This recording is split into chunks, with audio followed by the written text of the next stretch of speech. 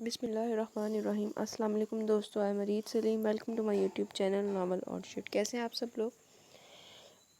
Guys, میں نے آپ کو بتانا تھا کہ ایپیسوڈ اپلوڈنگ کبھی کسی ٹائم ہو جاتی ہے، کبھی کسی ٹائم ہو جاتی ہے۔ اس میں میری غلطی نہیں ہے، میں ٹائملی اس کو ریکارڈ کر لیتی ہوں، لیکن نیٹ بہت تنگ کرتا ہے، وہ اتنا ٹائم لگا لیتا ہے اپلوڈ ہونے میں۔ تو میں تو جیسے ہی ریکارڈ ہوتی ہے تو یونیورسٹی سے آ کے اس کو اپلوڈنگ میں لگا دیتی ہوں، لیکن وہ ہوتا ہی نہیں ہے۔ وہ کبھی رات کے تک ہوتا ہے، کبھی صبح اگلے دن اپلوڈ ہوتی ہے، وہ ساری دن وہ اپلوڈنگ پہ لگی رہتی ہے۔ یہ سارا نیٹ کی وجہ سے ہو رہا ہے۔ تو آئیے آج ہم اپنا ناول پڑھیں گے، ناول میں محبت اور تم، written by Shazia Mustafa, episode 10۔ Let start. کتنے دن ہو گئے ہیں مجھے گھر گئے ہوئے۔ وہ کچن میں رات کے کھانے کی تیاریوں میں ملیحہ بھابی کے ساتھ لگی ہوئی تھی اور باتوں کا سلسلہ بھی جاری تھا۔ ارشد سے کہو تم، انہیں فرصت ہی کب ہوتی ہے، اب تو آفس جانا شروع کر دیا، رات کو بھی لیٹ نائٹ آ رہے ہیں۔ وہ بددستور روٹیاں پکانے میں مشغول بول رہی تھی۔ گول گول پھولی پھولی روٹیوں کو کوئی عقب سے اسے بناتے ہوئے دیکھ رہا تھا۔ ایسا کرو تم آج ڈائریکٹ ہی میرے سامنے پوچھو کہ وہ شاید راضی ہو جائے۔ ارے بھابی، آپ کو نہیں پتہ ان کے مزاج کا، ناک پر تو ان کے مکھی بیٹھتی نہیں ہے، اور اگر کافی دیر تک بیٹھی رہے تو اس کا بھی حشر خراب کر دیں۔ بھابی، لوگ ضرورت سے زیادہ جھوٹ بولتے ہیں۔ ارشد کی گمبھیر اور گرجدار آواز نے اسے بکھلا ہی دیا۔ روٹی توے پر ڈال رہی تھی کہ ہاتھ ہی بہک گیا۔ وہ تو شکر ہوا جلا نہیں۔ تم نے مجھ سے کب کہا جھوٹ مت بولے، کل رات نہیں بولا تھا؟ آپ گینا کو بھابی کے سامنے تو اپنی پوزیشن خراب ہی ہوتی لگی۔ ارے ارشد، لے جاؤ، کب سے گاؤں سے آئی ہے، گئی ہی نہیں۔ بھابی، لوگوں کو یہ سمجھا دے کہ جھوٹ ایسا بولے کہ چل جائے، اور جھوٹ صرف ایک بار تو چل جاتا ہے لیکن بار بار نقصان کا باعث ہی بنتا ہے۔ سلگتی ہوئی نگاہ بلو کپڑوں میں ملبوس آپ گینا پر ڈالتا وہ فریج سے پانی کی بوتل نکالنے لگا۔ بھابی دیکھیں آ کے امشا چوک سے دروازے اور کھڑکیوں پر لکھے جا رہی ہے، میری نہیں سن رہی۔ اتوسا امشا کی شکایت کرنے چلی آئی تھی۔ یہ لڑکی بھی نا چوک سے کمرے کا بھی حشر خراب کیا، پھر اس کے پاپا مجھ پر خفا ہوتے ہیں۔ وہ تیزی سے نکل گئی۔ آپ گینا کو اس وقت ارشد کی موجودگی گھبراہٹ میں مبتلا کر رہی تھی۔ آج سے پہلے یہ کیفیت تو نہ تھی۔ پسینہ بھی آنے لگا۔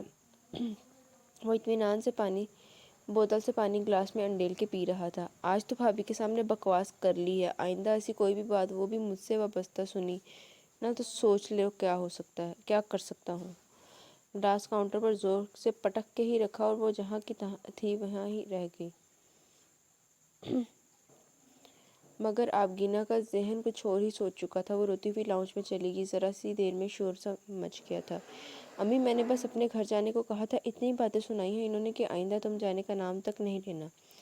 آبگینہ کو تو ارشد سے اب بدلہ ہی لینا تھا جو اسے جوتے کی نوک پر رکھ رہا تھا۔ یہ جھوٹ ہے، ایسا کچھ نہیں بولا میں نے، بھابی سے پوچھ لیں۔ اسے اس وقت آبگینہ پر اتنا غصہ آ رہا تھا کہ اس کی سانسیں روکتے جو رو رو کے ایک ڈرامہ ہی رچائے ہوئے تھی۔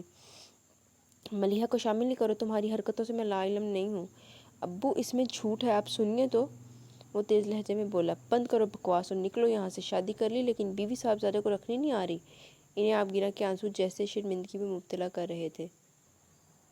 اب بیوی بھی مجھے رکھنے کے لیے ٹریننگ لینی پڑے گی؟ لہجہ تنزیہ ہو گیا۔ ارشد، بکو مت، کس لہجے میں تم اپنے باپ سے بات کر رہے ہو؟ امی، یہ تو سراسر میرے ساتھ ناانصافی ہے، جھوٹ پہ جھوٹ یہ بولتی رہے اور آپ سب یقین کرتے رہیں گے۔ وہ آبگینہ کو گھورنے لگا۔ مجھے اس کی ہر بات پر یقین ہے اور کروں گا، لیکن تم پر بالکل نہیں۔ مجھے تو تم نے ارشد سر اٹھانے کے لیے نہیں رکھا ہے۔ کمال احمد آج تو خوب اسے بے نقط ہی سنا رہے تھے، اور آبگینہ کو اندر جیسے ایک بے چینی ہو گئی۔ ایک چھوڑ نگاہ اٹھائی، وہ بلیک پینٹ شرٹ میں الجھا بکھرا ہی لگ رہا تھا۔ جانے کہ اس لمحے ارشد پر اسے ترس آنے لگا۔ یعنی میں، آپ کا بیٹا، اب آپ کے لیے کوئی اہمیت نہیں رکھتا؟ اتنا برا ہوں میں؟ لہجے میں حسرت اور غم پنہاں تھا۔ دادا جان کو تو اپنے اس کم گو پوتے پر بہت ترس ہی آتا تھا، جو شروع سے باپ کی محبت کو ترسا، پھر ان سے دور ہوا، اور اب یہ سب ہو رہا تھا۔ اس کی بیوی کے سامنے کمال احمد سنانے میں کوئی کسر نہیں چھوڑ رہے تھے۔ وہ تھکے تھکے قدموں سے اندر چلے گئے۔ عالیہ، یہ کمال ارشد سے ایسا سخت رویہ رکھ کر اچھا نہیں کر رہا، دادا جان نے مغموم سے لہجے میں ان سے کہا۔ کیونکہ ارشد انہیں عزیز تھا، چاہے وہ ان سے رخ دیکھ کر بات نہیں کرتا تھا، لیکن دل میں اس کے لیے ایسی ہی محبت تھی۔ جی، مجھے بھی فکر ہوتی ہے، وہ خود بہت ملول سی تھی۔ آپ گینا کو تو میں سمجھا دوں گا، وہ بس اس سے اپنا غصہ نکال رہی ہے جب ہی وہ ایسے کر رہی ہے۔ بابا جان، اس طرح تو باپ بیٹے میں دوریاں آ جائیں گی۔ عالیہ بیگم کو تو یہ فکر بھی زیادہ ستا رہی تھی، اگر ارشد نے غصے میں انتہائی قدم اٹھا لیا تو کیا ہوگا؟ ابھی تو پردہ رہ گیا، بعد میں کیا ہوگا؟ یہ فکر کی بات ہے۔ دادا جان گہری سوچ میں ڈوبے گویا ہوئے۔ جب تک ارشد کیٹرینہ کو نہیں ڈھونڈے گا وہ چین سے نہیں بیٹھے گا۔ جانے کی چھوٹی دلہن مجھے شرمندگی رہتی ہے، کاش میں اس وقت ذرا سمجھ بوجھ سے کام لیتا تو شاید یہ سب آج نہ ہوتا۔ انہیں اپنی غلطی کا احساس ہو رہا تھا کیونکہ انہوں نے ہی تو ارشد کو کافی برا بھلا کہا تھا، وہ یقین کر گئے تھے۔ اب کیا ہو سکتا ہے؟ عالیہ بیگم سدھا سے ان کے کمرے سے جانے لگی۔ وہ ان کے لیے دودھ کا گلاس لائی تھی۔ دادا جان نے پھر یہ بات چھیڑ دی، کچھ نہ کچھ تو کرنا ہی ہوگا ورنہ پھر ارشد کا بہت بڑا نقصان ہو سکتا ہے۔ تم ذرا یہ کرو، آپ کی نا بیٹی کو سمجھاؤ کہ وہ ارشد کو سمجھے۔ اگر وہ ایسے ہی غصہ اور بدلے کی آگ میں جلے گی تو ہاتھ کچھ نہیں آئے گا بلکہ پچھتاوا مقدر ہو جائیں گے اور نقصان اس کا ہی ہوگا۔ عالیہ بیگم سر ہلانے لگی تھی۔ انہوں نے یہ بات بالکل ٹھیک کہی تھی۔ وہ سوچوں کے تانے بانے میں الجھی ہوئی کوریڈور میں ہی آئی تھی کہ ارشد خود کب سے اپنے کمرے میں ہی کاؤچ پر دراز تھا، مگر پھر انہیں دیکھ کر اٹھ گیا۔ امی خیریت تو ہے؟ ہاں ہاں خیریت ہے۔ وہ چونک گئی، حیرانگی سے اسے دیکھا جو ایزی سا اسکائی بلو قمیض شلوار میں ملبوس نظر آیا۔ تم ادھر کیا کر رہے ہو؟ کمرے میں کیوں نہیں گئے؟ الٹا سوال کر ڈالا۔ اتنے ہنگامے کے بعد بھی مجھے کمرے میں جانا چاہیے؟ وہ خفگی اور تن سے بولا۔ عالیہ کو اس کی اکڑ اور ضدی طبیعت کا پتہ ہی تھا۔ وہ اگر ایسا کر رہی ہے تو تم بھی وہی کرو گے؟ آپ بتائیے، جو وہ کر رہی ہے وہ ٹھیک ہے؟ پھر بھی میں اسے برداشت کروں؟ اس نے شدت غم سے دانت پیسے۔ مجھے یہ بتاؤ، تم نے اس سے شادی زبردستی کی ہے نا؟ پھر یقیناً محبت بھی ہوگی۔ محبت؟ اس نے نخوت سے منہ ہلایا، پھر اپنے منہ سے اقرار محبت، وہ بھی اس لڑکی کے لیے جس نے اس کی شخصیت کے ٹکڑے کر دیے تھے۔ اس لڑکی سے اگر میں کہوں کہ تم سے محبت کرتا ہوں تو اس پر بھی یقین نہیں کرے گی۔ تجھے کتنا یقین ہے؟ بتا، ہے نا محبت؟ امی رہنے دے، محبت جیسے نازک اور لطیف جذبے کو میں خود سے لڑکی پر ضائع نہیں کرنا چاہتا، کرنا ہی نہیں ہے اس سے محبت۔ نگاہ چرا کے بولا۔ یہ اعتراف کتنا مشکل لگ رہا تھا اور پھر یہ اس کی انا کے بھی منافی تھا۔ میری طرف دیکھ، تجھے اس سے محبت ہے نا؟ وہ اس کا چہرہ اپنی طرف گھما کے ذرا تیز لہجے میں پوچھنے لگی۔ امی وہ نہیں مانے گی، وہ روحانسا ہو گیا۔ تو مانے گا نا؟ دیکھ ارشد، تم دونوں کی جنگ سوائے دوریوں کے علاوہ تم دونوں کے درمیان کچھ نہ لائے گی، اس لیے بیٹا تم عقل مندی کا ثبوت دو، جو ہوا بھول جاؤ اور اپنی زندگی نئے سرے سے شروع کرو۔ امی کیسے بھول جاؤں؟ اپنے کردار پر سے کیچڑ نہ اتاروں؟ وہ تو آپ بھر کے رہ گیا۔ میرا بیٹا تو کبھی وضاحتیں نہیں کرتا تھا، پھر اسے صفائی اور وضاحت کی کیا ضرورت پڑ گئی؟ انہوں نے اس کے ہاتھ پکڑے۔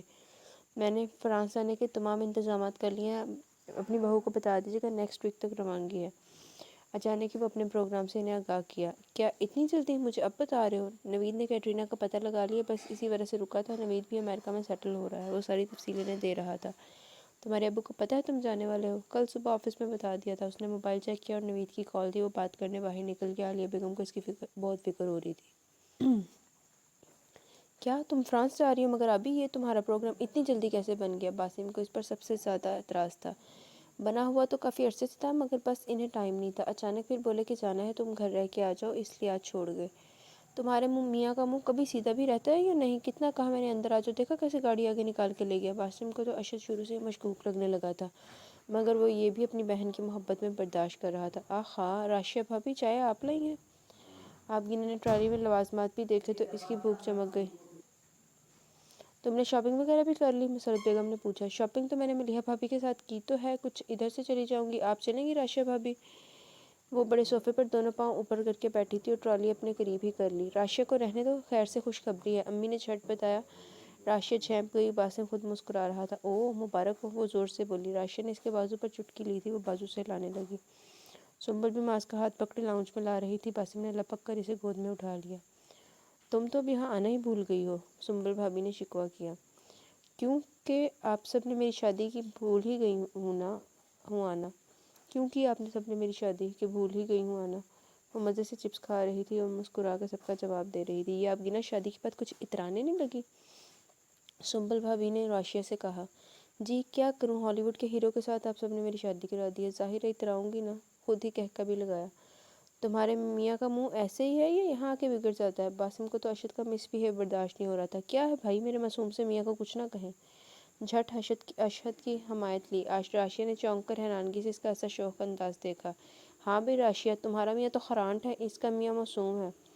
باسم نے عقب سے آ کے اس کے بالوں کی لٹ کھینچی۔ سنبل بھابی اور راشیہ ہنسنے لگیں۔ کافی دیر تک یہ نوک جھونک جاری رہی۔ باسم کو کہیں کام سے جانا تھا، پھر بڑے بھیا اور بابا آفس سے اکثر لیٹ نائٹ بھی آتے تھے، اسے ارشد 4 بجے چھوڑ کے گیا تھا، اس لیے آپ گرا کو کچھ ٹائم مل گیا تھا۔ قریبی بازار میں وہ بھابھی کے ساتھ چلی گئی تھی، جانے کی ساری تیاری بھی تو کرنی تھی۔ 9 بجے تک اس کی واپسی ہوئی۔ سیلل کب سے بیپتے رہا تھا، رات کو جب وہ اپنے کمرے میں آئی تو چونک اٹھے۔ ان کا فون کیوں آ گیا؟ ناگواری بھی محسوس ہوئی۔ جی بس اتنا ہی بولی تھی، تمہیں کل رات کو لینے آؤں گا۔ اتنی جلدی؟ آج ہی تو آئی ہوں، اس نے دہائی دی۔ ٹائم نہیں ہے، سنا تم نے؟ میرے ساتھ بھی شاپنگ پر چلنا ہوگا، میں یہاں سے چلی جاؤں گی۔ اسے ارشد کے حکم دینے پر غصہ آنے لگا۔ میں نے جو کہا ہے نا وہ سنو، کل رات 9 بجے آؤں گا، ریڈی رہنا۔ وہ یہ کہہ کر لائن ہی کٹ کر دی۔ آپ گینا کافی بدمزاجی ہو گئی، ایک تو اتنے دن بعد آئی تھی، اوپر سے رہنے بھی نہیں دے رہا تھا۔ پوری رات اسے نیند ہی نہ آئی، صبح دیر تک پڑی سوتی رہی تھی۔ سنبل بھابھی نے ہی زبردستی اٹھایا تھا۔ آپ گینا تم تو ایسے سو رہی ہو کہ پتہ نہیں کتنی راتوں کی جاگی ہوئی ہو۔ بھابھی کے لہجے میں شرارت اور مانی خیزی تھی۔ وہ اپنے بکھرے بالوں کو دونوں ہاتھوں سے سمیٹ کے زبردستی آنکھیں کھول رہی تھی۔ آپ خوب سمجھدار ہیں، مجھ سے کیا پوچھ رہی ہیں؟ اس نے عام سے لہجے میں ہی کہا۔ واش روم کی سمت بڑھ گئی۔ تمہارے بڑے بھیا آئے تھے صبح بھی تمہیں ملنے، تم سو رہی تھی، وہ اسے بتا رہی تھی، مگر آپ گینا کا دماغ کچھ کام نہیں کر رہا تھا، بس اشد میں ہی الجھا ہوا تھا، جس کی ہر بات اسے حکم کی طرح ہی ماننی پڑ رہی تھی۔ اس پر سے یہ جانے کا شوشہ الگ چھوڑا ہوا تھا۔ اسے ارشد کے ساتھ جاتے ہوئے کافی خطرے محسوس ہو رہے تھے، کیونکہ وہ غصے کا اتنا تیز تھا کہ کہیں جان سے ہی نہ مار دے۔ دونوں کی ساری تیاری ہو گئی تھی۔ کنزا نے اس کے جانے کا سنا تو عزیب اسے جا کے لے آیا۔ آپ گینا نے جانے کیوں سب کے سامنے شرمندگی اور شرم بھی محسوس ہو رہی تھی۔ جانے میں ایک دن تھا، فواد اور فرینہ اس سے ملنے چلے آئے تھے۔ تمہیں بتایا ارشد بھائی نے اکبر افندی روڈ ایکسیڈنٹ میں مارا گیا؟ فرینہ نے اسے بتایا۔ کیا؟ کب؟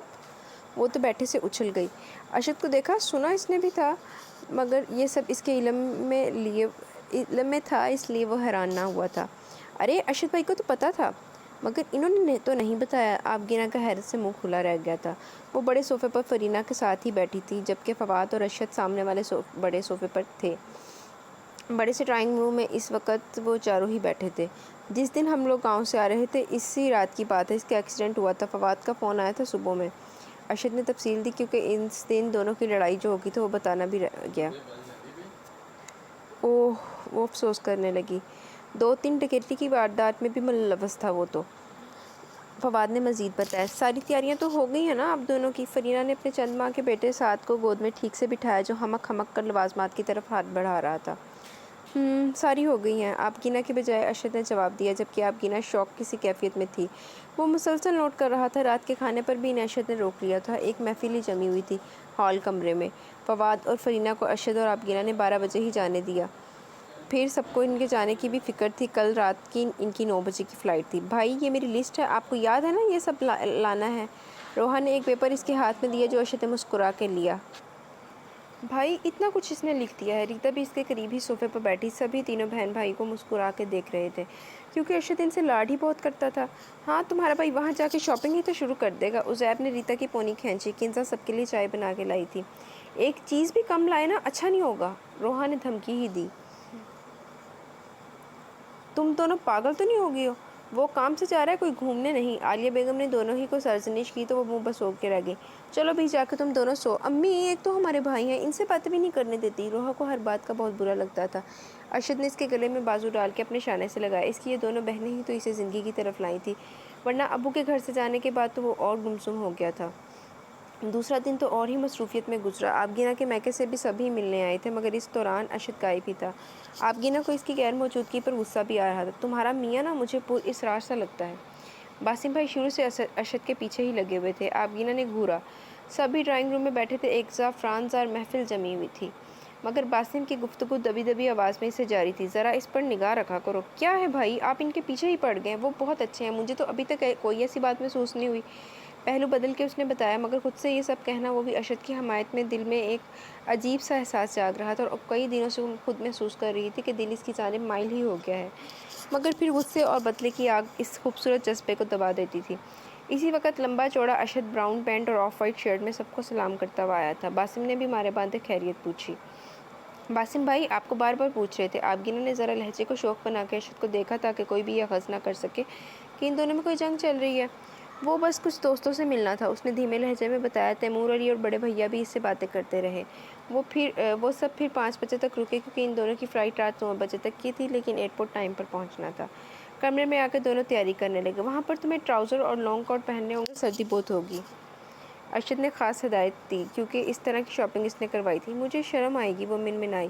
وہاں سردی بہت ہوگی اس لیے کہہ رہا ہوں۔ اس نے بالوں میں برش چلایا اور دل کھول کے پرفیوم اسپرے کیا۔ پورا اس کا بیڈ روم مہک گیا تھا۔ ایک سوٹ کیس اور ایک بیگ تھا۔ قیام صرف ان کا 15 دن کا تھا، پھر جس مشن پر جا رہا تھا وہ پورا کرنا تھا۔ جلدی کرو اور نیچے اور محلب سے کہتا ہوں سامان وہ اتروائے گا۔ تمہارے گھر والے بھی ابھی تک سوار ہیں، سر پہ بیٹھے ہیں۔ ایک اور ناگواری کا تیر اچھالا۔ آبگینہ کو اس پر غصہ ہی آ گیا۔ ایک تو بار بھی ایسا کرتا تھا کہ وہ لاجواب ہی ہو جاتی تھی۔ وہ ملنے آئے تھے، مل لی ہیں، اب ان سے کہو جائیں گھر کی راہ لیں۔ تمسخرانہ انداز میں پھر فقرہ اچھالا۔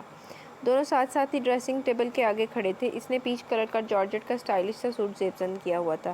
لائٹ سا میک اپ اس کے خوبصورت سراپے کو اور ہی دلکش بنا رہا تھا۔ ارشد ایک لمحے کو اسے وارفتگی سے دیکھتا ہی رہ گیا، مگر پھر نگاہ فوراً پھیر لی۔ جلدی آ جاؤ، اتنا سجنے سورنے کی ضرورت نہیں ہے۔ آبگینہ تو شرم سے کٹ کے ہی رہ گئی۔ کیسے کیسے لفظوں کے وار کرتا تھا، وہ اپنا سا منہ لے کے رہ جاتی تھی، مگر اس لمحے ایک خود سری کرائی۔ آپ کی اطلاع کے لیے عرض ہے، میں کوئی سجری سوری نہیں ہوں۔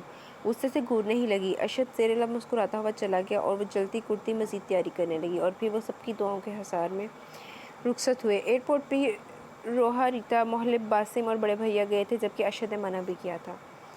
ان دونوں کو گئے آج تیسرا دن تھا۔ ارشد نے پہنچتے ہی اپنی خیریت سے مطلع کر دیا تھا، مگر عالیہ بیگم کو ایک پریشانی اور فکر سی تھی۔ غیر دیس میں وہ دونوں گئے تھے، حالانکہ اکثر ارشد کے ٹور لگتے رہتے تھے، مگر اس بار فکر زیادہ یوں تھی کہ آبگینہ ساتھ تھی، اور دونوں کی اب تک بنی بھی نہیں تھی۔ کیا بات ہے چھوٹی دلہن، کس سوچ میں بیٹھی ہوں؟ دادا جان نے انہیں سیڑھیوں کے نیچے جو روم بنا تھا تخت پر سوچوں میں گم پایا۔ عالیہ بیگم فوراً چونک کے سیدھی ہو گئی۔ وہ بابا، بس ارشد اور آبگینہ کا خیال آ رہا تھا۔ مجھے بھی ان دونوں کی کمی محسوس ہو رہی ہے۔ خدا خیر سے واپس لائے دونوں کو۔ دادا جان کا نحیف اور کمزور وجود اسٹیک کے سہارے کھڑے تھے اور ریلنگ پر ہاتھ رکھ کر سہارا لیا ہوا تھا۔ یہ لڑکا بھی عجیب ہے، اتنی سی بات کو مسئلہ بنا لیا۔ بابا جان، آپ کو پتہ ہی ہے غلط باتیں سے کبھی برداشت نہیں ہوتی، اور پھر یہ تو اس کے کردار کی بات ہے۔ تم ٹھیک کہتی ہو، وہ کچھ تھکے تھکے لہجے میں گویا ہوئے۔ مجھ سے ایک دن فواد نے ارشد کے سلسلے میں بات کی تھی، سارا معاملہ میں نے اس سے بھی معلوم کیا تھا، لیکن نوید کے سامنے کا وہ واقعہ تھا۔ میں نے پھر نوید کو بھی بلایا تو دونوں نے بتایا کہ وہ لڑکی قدر توقف لیے اور رکے، کیونکہ انہیں کیٹرینا کا نام یاد نہیں آ رہا تھا۔ کیٹرینا نام تھا؟ عالیہ بیگم جھٹ بولی۔ ہاں، اللہ اس سے نیک ہدایت دے۔ پتہ نہیں اس نے اتنا بڑا الزام کیوں لگایا، جبکہ الزام لگانے والے کی تو بخشش بھی نہ ہوگی اگر وہ جھوٹ ثابت ہو گیا۔ بابا جان، مجھے ارشد پر یقین ہے، وہ ایسی بری حرکت کبھی نہیں کر سکتا۔ ان کے لہجے میں ایک یقین اور مضبوطی تھی۔ دادا جان سر ہلا کے رہ گئے، مگر زبان سے کچھ ادا نہ کیا۔ چھوٹی دلہن، تم بس یہ دعا کرو کہ ارشد کی بے گناہی آبگینہ کے سامنے ظاہر ہو جائے، اگر وہ سچ کہہ رہا ہے تو۔ ارشد تو وہ لڑکا جو کبھی وضاحتیں نہ دیتا تھا، مگر اسے ایک دم ہی ضد سوار ہو گئی ہے، وہ مغموم سی آواز میں بولی۔ شروع سے میں نے اسے خاموش ہی دیکھا ہے، باپ کے جانے کے بعد بھی وہ کچھ نہ بولا، لیکن مجھ سے بدظن ہو گیا ہے۔ بابا جان، آپ بالکل ٹھیک تھے۔ ہاں، البتہ ارشد نے بس نہیں سوچا۔ کمال احمد شاید عالیہ بیگم کو ڈھونڈنے اپنے کمرے سے نکل آئے تھے، ان کی بات سنی تو بولے بنا نہ رہ سکے۔ مجھے بھی ایک عورت نے ورگلایا اور میری تباہی کا سبب بھی وہی بنی، اور آج میرے بیٹے کے ساتھ بھی وہی ہوا ہے۔ وہ باپ تھے، ارشد سے لاکھ ناراض تھے، سخت لہجے میں بات کرتے تھے، مگر اس کا دکھ بھی سمجھتے تھے۔ کمال، تمہیں کیا لگتا ہے ارشد پر بہتان ہے یا وہ اس حد تک جا سکتا ہے؟ دیکھیں بابا جان، اگر میں اپنے بیٹے کی حمایت میں کوئی بڑی بات بول بھی دوں، بشرط یہ کہ اگر وہ موجود تھی اس میں، اگر اس نے وہ فیل کیا ہے تو مجھے بھی اللہ الزام لگانے والوں میں شمار کرے گا۔ اس لیے بات یہاں ایک لڑکی کی عصمت کی ہے اور ایک لڑکے کے کردار کی ہے، اس لیے اگر وہ سچا ہے تو ضرور اسے راستہ بھی ملے گا۔ کمال احمد نے غیر جانبداری سے دادا جان کو جواب دیا۔ مجھے خبر ہے وہ لڑکی جھوٹ بول رہی ہے۔ عالیہ دیکھو، آبگینہ ہماری بہو ہے، اور میں نہیں چاہتا کہ وہ دونوں ساری زندگی مخالف سمتوں میں سفر کریں۔ وہ ارشد کو گری ہوئی نظروں سے دیکھیں، اس لیے جھوٹ سچ کا علم ضرور ہونا چاہیے۔ اس وقت تم ارشد کی حمایت نہیں لو۔ انہوں نے عالیہ بیگم کی بات ہی کاٹ دی۔ بس دعا کرو کہ ارشد اور آبگینہ کے حق میں بہتر ہو، اور وہ لڑکی کیٹرینا ارشد کو مل جائے، تاکہ جب دونوں واپس آئیں تو کسی کے دل پر بوجھ بھی نہ ہوگا۔ اگر میرا بیٹا بے قصور ہوا یہ تو اور اچھی بات ہوگی۔ ہاں، بس قبل از وقت کچھ نہ کہو، بس مثبت سوچو، خدا بہتر کرنے والا ہے۔ کمال احمد نرم سے لہجے میں انہیں سمجھا رہے تھے۔ شکر ہے کمال احمد نے بھی کبھی نرم لہجے نہ عالیہ بیگم سے نہ گل کی تھی۔ یار، جب سے آئے نا بیٹے کے سر پہ چڑھ کے بیوی پہ سر پہ سان کری جا رہے ہیں۔ ایک تو بیوی نے پال لیا بچیاں نو پیچھے اس کی غیر موجودگی میں، تو اتوں کمال صاحب دی نا راگی بکری ہے۔ اچھا، کمال ٹھیک کہہ رہا ہے، تم اب فکر چھوڑ دو۔ دادا جان نے بھی تسلی ہی دی۔ عالیہ بیگم ارشد کی سگی ماں نہیں تھی، مگر وہ پیار انہیں بہت تھا، کبھی اس نے بیٹے کی کمی محسوس نہیں ہونے دی تھی۔ وہاں کا سرد موسم اسے راس ہی نہ آیا۔ پہنچتے ہی نزلہ اور زکام ہو گیا، اور پھر اشد کے تو ہاتھ پاؤں ہی پھول گئے۔ اس نے 2 دن سے آنکھ تک کھول کے نہ دیکھا تھا۔ پوری رات وہ اس کے سرہانے بیٹھا رہا۔ نیا ماحول اور جگہ، پریشانی کا بھی سامنا کرنا پڑ رہا تھا۔ ہوٹل میں موجود ڈاکٹر سے بھی چیک اپ کروایا، وہ تو فکر مند سا اس کی صورت دیکھے جا رہا تھا۔ آبگینہ کی سرخ سفید رنگت زرد پڑ گئی تھی، آنکھوں کے گرد ہلکے پڑ گئے تھے۔ 3 دن سے وہ کمرے میں بند تھے۔ وہ ابھی تک کیٹرینہ کے مطلوبہ ایڈریس پر بھی نہ جا سکا تھا۔ اف امی امی، آبگینہ نے خشک ہونٹوں پر زبان پھیری، اور وہ اس کا سرد ہاتھ اپنے مضبوط ہاتھوں میں جکڑ کے بیٹھا تھا۔ آبگینہ، آنکھیں کھولو، طبیعت کیسی ہے؟ وہ اس کے قریب ہی کھسک آیا اور چہرے پر نگاہ جما دی۔ اس نے عقل مندی سے بمشکل آنکھیں کھولی اور ارشد کو دیکھنے لگی۔ 2 دن بعد وہ مکمل ہوش میں آئی تو ایسا لگ رہا تھا دنیا سے ناتا ہی ٹوٹ گیا ہو۔ ارشد اپنے دونوں ہاتھ پیٹ پر ٹیک کے اس پہ جھکا اور پھر بے اختیار اس کے ماتھے پر بکھرے ریشمی جال کو کانوں کے پیچھے کیا۔ کیا کھاؤ گی، لاؤں میں؟ لہجے میں اس کے نرمی اور محبت و اپنائیت پن رچا ہوا تھا۔ آبگینہ اس لطیف سی سرگوشی میں ہی کھو گئی۔ کتنا فکر مند اور مزمل لگ رہا تھا۔ بڑی ہوئی ہلکی ہلکی شیو بلیک جیکٹ میں خود کو اس کے قریب کیے بیٹھا تھا۔ جانے کیوں اسے یہ خواب ہی لگ رہا تھا۔ میں اٹھ کے بیٹھوں گی۔ وہ خود بھی کچھ گھبراہٹ محسوس کرنے لگی۔ ارشد نے اسے سہارا دے کے تکیوں کے ساتھ بٹھایا اور اس کے نازک کومل سے ہاتھوں کی مومی انگلیوں کو اپنے گرم ہاتھوں میں قید کر لیا۔ ایسا کرتا ہوں، تمہارے کھانے کے لیے پہلے کچھ لے آؤں، پھر تمہیں دوائی بھی دینی ہے۔ ارشد اس وقت ساری اپنی ضد اور اکڑ پن بھلائے اس کی تیمارداری میں لگا ہوا تھا۔ آبگینہ نے خواب کی سی کیفیت میں اس مغرور شخص کا فکر مند اور ذمہ دارانہ انداز دیکھا تو دل میں ہلچل ہی مچ گئی۔ فوراً ہی وہ اس کے لیے کھانے کو لے آیا۔ چائے اور بسکٹ اس نے بمشکل کھلائے، پھر دوائی کھلائی تو وہ دوبارہ اس کے زیر اثر سو گئی۔ ارشد 2 دن تک اس کی تیمارداری میں اور لگا۔ گھر فون کر کے بھی نہیں بتایا کیونکہ سب پریشان ہی ہوتے۔ آبگینہ کی طبیعت سنبھلی تو ارشد نے تشکر بھرا سانس بھرا۔ آبگینہ کھڑکی میں کھڑی باہر کا نظارہ کرنے لگی۔ صاف ستھری سڑکیں، اقتدار میں بنے مکان اور ابر آلود موسم۔ اس نے کبھی سوچا بھی نہ تھا کہ وہ کبھی یہاں بھی آ سکتی ہے۔ ارشد بھی اس کے ساتھ ہی آ کے کھڑا ہو گیا۔ آبگینہ نے نگاہ چرا کے اسے دیکھا۔ 3 دن کی تیمارداری ارشد کی اسے اور شرمندہ کر گئی تھی۔ وہ جانے اسے کتنا کچھ سنا چکی تھی، مگر یہاں آ کے ارشد نے بھی کوئی جلی کٹی نہ سنائی تھی۔ اگر موڈ ہے تو باہر چلیں، کہتے ہیں جس نے پیرس آ کے آئیفل ٹاور نہیں دیکھا سمجھو اس نے کچھ بھی نہیں دیکھا۔ وہ پینٹ کی پاکٹ میں دونوں ہاتھ گھسائے سامنے سڑک پر نگاہ جمائے گویا ہوا۔ آپ کیا پہلی بار آئے ہیں؟ اس نے پہلی بات یہی کی۔ نہیں، 2 بار آ چکا ہوں شاہ زیب بھائی کے ساتھ، لیکن آپ کے انداز سے تو مجھے کبھی محسوس ہی نہیں ہوا، اور نہ کبھی گھر میں کسی نے ذکر کیا۔ اسے حیرانگی بھی ہوئی کہ وہ کیوں لا علم رہی۔ یہ ایسی کوئی خاص اور اچنبھے کی بات نہیں ہے کہ تمہارے علم میں بھی آتی۔ مجھے شو آف کرنا سخت برا لگتا ہے، وہ تیز لہجے میں بولتا کھڑکی سے ہی ہٹ گیا۔ آبگینہ نے بھی اس کی تقلید کی۔ سبھی لوگ شو آف کرتے ہیں، اس لیے تو میں نہیں کرتا کہ میرا بھی شمار سب لوگوں میں نہ ہو جائے۔ وہ مسکرایا۔ آبگینہ نے خجل ہو کے بس اس پر ایک اچٹتی نگاہ ڈالی۔ چل رہی ہو باہر؟ آج نہیں، مجھے سردی لگ رہی ہے۔ وہ بیڈ پر بیٹھ گئی۔ ٹھیک ہے، تم کمرہ لاک کر لو، میں شام تک آ جاؤں گا۔ اس نے بھی شاید آبگینہ کی بیزاری دیکھ لی تھی، اس لیے تردد نہ کیا۔ پلیز جلدی آئیے گا۔ اوکے، کوشش کروں گا۔ تم دیکھو یہاں کمرے میں سب کچھ موجود ہے، کھا لینا، باقی کچھ واپسی میں لیتا آؤں گا۔ وہ یہ کہتا جیکٹ اور پھر مفلر لے کر نکل گیا۔ آج اس کا رخ کیٹرینہ کے فلیٹ کی طرف تھا جو فواد نے ایڈریس بڑی مشکل سے فلورنس سے لے کے دیا تھا۔ ارشد کو حیرانی بھی تھی کہ کیٹرینہ اتنے مہنگے ملک میں رہتی تھی، پھر اس نے پاکستان میں ہی تعلیم حاصل کرنے کو کیوں ترجیح دی۔ اتنا تو پتہ تھا کہ کیٹرینہ کسی امیر کبیر بزنس مین کی بیٹی تھی، ماں کی علیحدگی ہو چکی تھی جو پاکستانی تھی، مگر وہ ذرا پاکستان میں ہی دکھائی دیتی تھی۔ 2 دن سے مسلسل وہ جا رہا تھا، لیکن آبگینہ کو پھر اس دن کے بعد سے نہ کہا تھا چلنے کو، مگر جب سے کیٹرینہ سے مل کے آیا تھا دل پر اس کے بوجھ بڑھ گیا تھا۔ اسے یہ یقین نہیں آ رہا تھا کہ وہ اتنی آسانی سے یوں مل بھی جائے گی، مگر اس کی حالت زار دیکھ کر وہ بس افسوس ہی کر رہا تھا۔ مگر ابھی تک اس نے آبگینہ کو کچھ نہ بتایا تھا کیونکہ اس کی طبیعت ابھی تک ٹھیک نہیں ہوئی تھی۔ یہاں آ کے تو وہ جیسے گمسم اور خاموش ہو گئی تھی۔ پہلے اکبر افندی کی موت، پھر یہاں آنا ذہن ابھی تک قبول نہیں کر پا رہا تھا۔ اگر آپ کو اسی طرح گھومنا پھرنا ہے تو پلیز مجھے یہاں سے بھیج دیں، میرا دم گھٹنے لگا ہے یہاں کے ماحول سے۔ وہ چیخی پڑی۔ ارشد کچھ دیر پہلے ہی آیا تھا، چینج کر کے بیڈ پر آیا تو وہ بل کھا کے اٹھی۔ کچھ دن اور برداشت کر لو، چھوڑ آؤں گا خود تمہیں تمہارے بھائیوں کے پاس۔ طنز میں ڈوبا نشتر ہی اچھالا۔ آبگینہ متحوش ذرا سی رہ گئی۔ جو کچھ دنوں سے اپنے محبت بھرے لطیف سے احساس اسے دے رہا تھا وہ سب کہاں بھگ سے اڑ گئے کہ ازلی سرد مہر ہی اوڑھ کر آئی۔ میں نے اپنے گھر جانے کو کہا ہے، اپنے ماں باپ اور بھائی کے گھر نہیں۔ وہ بھی تنک ہی گئی۔ دونوں ہی کافی عرصے بعد یہ طلب کلامی ہو رہی تھی۔ اچھا، میں سمجھا وہاں جانے کو کہہ رہی ہو، استفساریہ ہی کہا۔ پلیز مجھ سے سیدھے لہجے میں بات کیا کرے۔ وہ بھی کوئی دبنے والوں میں سے نہ تھی۔ اس کا بھی سابقہ لب و لہجہ اوت کرایا۔ کیوں نہ کروں، کہیں کی ملکہ ہو یا بہت توپ چیز ہو۔ کمبل جھٹکے سے دور پھینکا۔ ویسے ہی وہ بہت ڈسٹرب تھا۔ مستزاد آبگینہ کی باتیں مشتعل ہی کر دیا۔ तुम भी याद रखो, मुझसे भी ना इस लहजे में बात नहीं करना, फिर आप मुझे छोड़ दें। वो फिर अपनी बात पर अड़ गई। सारी ज़िंदगी तुम्हें ख्वाह रखूँगा, याद रखना, तुम मेरी ज़िद हो अना हो, अरशद कमाल अपनी चीज़ ऐसे नहीं छोड़ा करता। किरदार को संभाल के रखने वाला है तो तुम तो फिर मेरी बीवी हो। बीवी? मैंने आपको अपना शोहर कब समझा है जो आप मुझे बीवी समझते हैं? वो भी इसकी दूबदू हो रही थी। अरशद की आंखों से कहर टपक रहा था, मगर इस लम्हे खुद को बहुत कंट्रोल में रखा, क्योंकि आलिया बेगम की ताकीद थी, वहाँ कोई झगड़ा ना करना, इससे बर्दाश्त ही करना था। तुम चाहे ना समझो, लेकिन मैं तो तुम्हें बीवी ही समझता हूँ। इसकी फजूखेज़ आंखों में अपनी सहर अंगेज़ आंखें डाली। आबगीना कुछ गड़बड़ा ही गई। इसके तेवर और देखना जाने की उसे पजल ही कर देता था। वो आज ये सब भी यूँ कर रही थी कि दिल जाने की उस सर्द मोहर की जानिब माइल हो गया था। सुबह ठीक 10 बजे तैयार हो जाना, कैटरीना से मिलने जाना है। लहजे को हत्तल मकान नरम रखा और बेड पर दराज हो गया। क्या कैटरीना मिल गई? आबगीना की एक निशातंगी चीख लबों पर आकर रुक गई थी। रुखा अंदाज यकलख थी, कहीं जा सोया। कब मिली, कहाँ है वो? अभी मैं कुछ नहीं बता रहा हूँ, लाइट ऑफ कर दो और सो जाओ। वो संजीदगी से बोला और बाजू माथे पर धर लिया। आबगीना दर्जीदा निगाह डाल के रह गई, क्योंकि वो इसकी जानिब मुतवज्जा ही ना था। लब कुचलती लाइट ऑफ करके नाइट बल्ब ऑन किया। फर्निश्ड कमरा, हर चीज़ यहाँ की स्टाइलिश और नफीस ही थी। वो भी इसके पहलू में कदरे फासले पर दराज हो गई। मगरूर इंसान को जाने क्यों एहसास ही नहीं होता। वो अफसोस से सोच कर रह गई। फिर करवट अरशद की चौड़ी पुश्त की जानिब कर ली, जो साफ लग रहा था कि अभी सो नहीं रहा।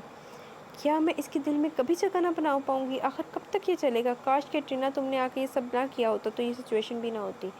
आंखों से आंसू मोती की तरह फिसलने लगे। इस त्यारे गैर में कोई अपना भी तो नहीं था जिससे अक्खड़ आदमी की शिकायत ही कर लेती और दिल का बोझ कम कर लेती। रोने की वजह क्या है? कब से वो इसकी सू सू सुन रहा था। अब गिना तो चौंक गई। यानी वो इसकी जानिब मतवज्जा था। छैम के करवट ही बदल ली, कहीं ऐसा ही ना हो कि वो इसे इतनी सर्दी में कमरे से बाहर निकाल दे। सुबह उठना है, प्लीज़ सो जाओ। कंबल उसने अपने मुंह पर डाला। अब गिना तासुब भरी सांस भरने लगी। पूरी रात इसे नींद ही ना आई और इसका असर ये हुआ कि वो दोबारा बुखार में पड़ गई, मगर अरशद पर जाहिर ही ना किया था। आप गिना को देखो कैसी बेमुरव्वत होगी है। वहाँ ऐसी गई है कि यहाँ एक बार भी फ़ोन नहीं किया। सुंबल भाभी ने राशिया से कहा, जो मास के साथ खेल में लगी थी, जबकि बासिम वहीं कंप्यूटर पर बैठा काम कर रहा था। वो है ना इसका मियाँ, समझता है कि आबगीना बस इसकी मलकियत है, मना कर दिया होगा इसे। बासिम ने जल के ही कहा, ज़रूरी है कि वो फ़ोन करे? अरे 15 दिन के लिए तो गई है, आ जाएगी। मुसरत बेगम को बासिम की नागवारी अरशद के साथ खासी बुरी लगती थी, और फिर अरशद कितना ही रिजर्व तबीयत का था, लेकिन इस घर का दामाद ही था, और वो थी भी ज़रा पुरानी सोचों की, बेटी दामाद को अहमियत देने वाली।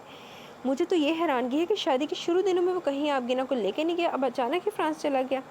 बासिम को ये भी हजम नहीं हो रहा था, अचानक ही प्रोग्राम इनका कैसे तरतीब पा गया। होगा कोई काम, फिर वो पहले भी जाता रहा है, कोई नई बात नहीं है। वो बासिम को जवाब देके खड़ी हो गई। हो सकता है अरशद का हनीमून का दिल जा रहा हो। सुंबल भाभी ने सरगोशी राशिया के कान में की। वो मुस्कुराने ही लगी, जबकि वो असल बात से लाइलम तो ना थी कि अरशद क्यों गया है। सुनो राशिया, ज़रा नंबर तो लो अरशद का, मैं अभी कॉल करता हूँ। बासिम की कीबोर्ड पर हरकत करती उंगलियां कुछ देर को रुकी और फिर साथ ही उसे हुक्म भी दिया। इतना तो सबको ही इल्म था, वो वहाँ से भी घर वालों के कांटेक्ट में था। राशिया इसके हुक्म की तामील के लिए उठ गई और अपने घर नंबर मिलाया। सुंबल भाभी मास का हाथ पकड़ के लाउंज से ले गई, क्योंकि वो सोने के लिए मचल रहा था। लीजिए, नंबर मिल गया।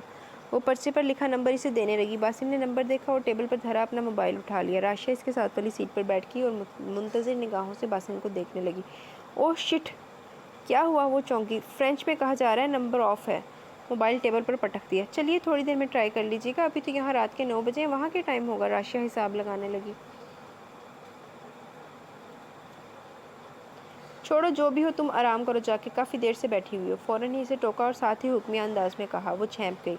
मेरा दिल नहीं कर रहा आराम करे को। फिर ऐसा करो, ज़रा स्ट्रॉन्ग सी चाय बना के लाओ। बासिम को वैसे भी ज़्यादा काम था, इसलिए आज ही उसे पूरा करना था। जब तक वो चाय बनाने गई, बासिम ने फिर अरशद के नंबर पर ट्राई किया, मगर कोई रिस्पॉन्स नहीं मिला। वो झंझला के ही रह गया। वो गुंग सी फटी फटी आंखों से कैटरीना को देखती रह गई। वसी और अरीज बेड पर वो अपने कमज़ोर और लागर वजूद के साथ पड़ी थी। आंखों में वहशत और चेहरे की रंगत तक मुरझा गई थी, बल्कि वो सफ़ेद ही हो रही थी। आंखों के गहरे हल्के इसका सारा हाल अयां कर रहे थे। बड़ा सा बेडरूम, जहाँ बहा कीमती सामान मौजूद था, बिल्कुल ऐसा ही लग रहा था वो किसी महल की शहजादी हो। गवर्नर स्कर्ट में मौजूद इसके बेड के दाएं बाएं मुअद्दब बनी खड़ी थी। कैटरीना ने इन दोनों को इशारे से जाने को कहा। दोनों गवर्नर्स कमरे से चली गई। बैठो ना तुम दोनों। कैटरीना की गर्दन में कॉलर लगी हुई थी, वो दाएं बाएं भी नहीं हिल के नहीं देख सकती थी। अरशद आबगीना का हाथ पकड़ के बड़े से सिल्वर सोफे पर बैठ गया, ताकि कैटरीना को देखने में कोई मुश्किल ना हो। आबगीना अब भी बेयकीनी की कैफियत में थी। इसने सोचा भी ना था कि वो इन हालों को भी पहुंच सकती है। देखना आबगीना, अरशद की ज़िद वो तुम्हें ले ही आया। وہ پھیکی سی ہنسی کے ساتھ گویا بھی۔ کیٹرینا، یہ سب کہتے ہیں نا کسی کا برا چاہو گے تو خود کا بھی برا ہی ہوتا ہے، اور پھر جو کچھ میں نے کیا، کیا ارشد نے مجھے کبھی اچھے الفاظ میں یاد نہ کیا ہوگا؟ میں نے تمہیں کبھی بد دعا نہیں دی ہے کیٹرینا۔ ہاں، بس مجھے تم سے یہی شکایت ہے کہ تم نے آخر میرے ساتھ ایسا کیوں کیا؟ وہ افسردہ اور رنجور سے لہجے میں بولا۔ وہ کیٹرینا پر غصہ کرتا بھی تو بیکار ہی تھا، قدرت نے اسے الزام لگانے کا بدلہ خود ہی لے لیا تھا، مگر اس کے پاس ایک کردار کی ہی جمع پونجی تھی، کسی کے سامنے اس نے سر اٹھانے کا نہ رکھا تھا۔ میں تم سے محبت کر بیٹھی تھی، پتہ ہے ارشد، پہلی بار تمہیں دیکھ کر ہی دل ہار بیٹھی تھی۔ آبگینہ نے پہلو بدلا، کیونکہ کیٹرینا شروع سے ہی بے باک تھی، اور پھر وہ جس ماڈرن ملک میں رہتی تھی یہاں تو یہ سب عام ہی تھا۔ لیکن میں یہ بھول گئی کہ مذہب ہمیشہ ہمارے درمیان رہے گا۔ میں نے کبھی تمہارے متعلق ایسا نہیں سوچا۔ ارشد نے فوراً ہی نفی کی۔ مجھے خبر ہے، جب بھی تو میں اتنے غصے میں آ گئی کہ تم پر الزام لگایا، کیونکہ تم میرے نہیں تو کسی کے بھی نہیں ہو سکتے تھے۔ اس کی آواز بھر آ گئی، آنکھوں کے گوشے گیلے ہونے لگے۔ آبگینہ نے سر اٹھا کے اسے دیکھا۔ میں ہمیشہ محبتوں کی ہی بھوکی رہی ہوں۔ یہاں ڈیڈ کے پاس سب کچھ تھا، مگر مما ڈیڈ سے نبھا نہ کر سکیں، کیونکہ وہ ڈیڈ کی دوسری عورتوں میں دلچسپی برداشت نہیں کر سکتی تھی۔ میں صرف 3 سال کی تھی جب مما اور ڈیڈ میں ڈائیورس ہو گئی۔ مما مجھے پاکستان لے گئی، میں وہیں رہی، مگر پھر جب میں 14 سال کی ہوئی تو ڈیڈ مجھے لینے آ گئے۔ مما سے ان کی لڑائی ہوئی، کورٹ میں کیس تک چلا، پھر پتہ چلا جیت ڈیڈ کی ہوئی، کیونکہ وہ شروع سے ایک اسٹیبلش مین تھے۔ وہ مجھے یہاں لے آئے۔ وہ بولتے بولتے کچھ رکی۔ ارشد اور آبگینہ بغور اس کی جانب ہی دیکھ رہے تھے۔ ڈیڈ نے مجھے یہاں لا کے جیسے پیسے میں تول دیا، ہر آسائش تھی، لیکن جانے کیوں ڈیڈ کی محبت مجھے بناوٹی لگتی تھی۔ میں ان سے کبھی قریب ہو ہی نہ پائی۔ جب کبھی میں اکتاتی تو پاکستان چلی جاتی، پھر یہاں آ جاتی۔ پھر تم نے یہاں ایجوکیشن کیوں حاصل نہ کی؟ ارشد نے یہ سوال بھی اٹھایا۔ اس لیے کہ میں مما کے پاس رہنا چاہتی تھی، اس لیے بس ایجوکیشن تو ایک بہانہ تھی۔ وہ پھیکی سی ہنسی کے ساتھ گویا ہوئی۔ آج نہ مما ہے اور نہ ہی میں وہ رہی۔ لہجہ بھیگ گیا۔ کیٹرینا، خدا گواہ ہے، میں نے کبھی تمہیں بد دعا نہیں دی، لیکن تم نے بدلہ لینے کی وجہ سے میرے کردار کی دھچیاں بکھیری ہیں۔ میں اپنے گھر والوں کے سامنے سر نہیں اٹھا پاتا ہوں۔ ارشد کا لہجہ مغموم ہو گیا۔ بس میں اندھی ہو گئی تھی اور میں نے آبگینہ کو اپنا ہتھیار بنایا۔ خاموش بیٹھی آبگینہ پر رشک بھری نگاہ ڈالی، جو لمبے چوڑے توانا سے خوبرو ارشد کے پہلو میں بیٹھی کتنی منفرد لگ رہی تھی۔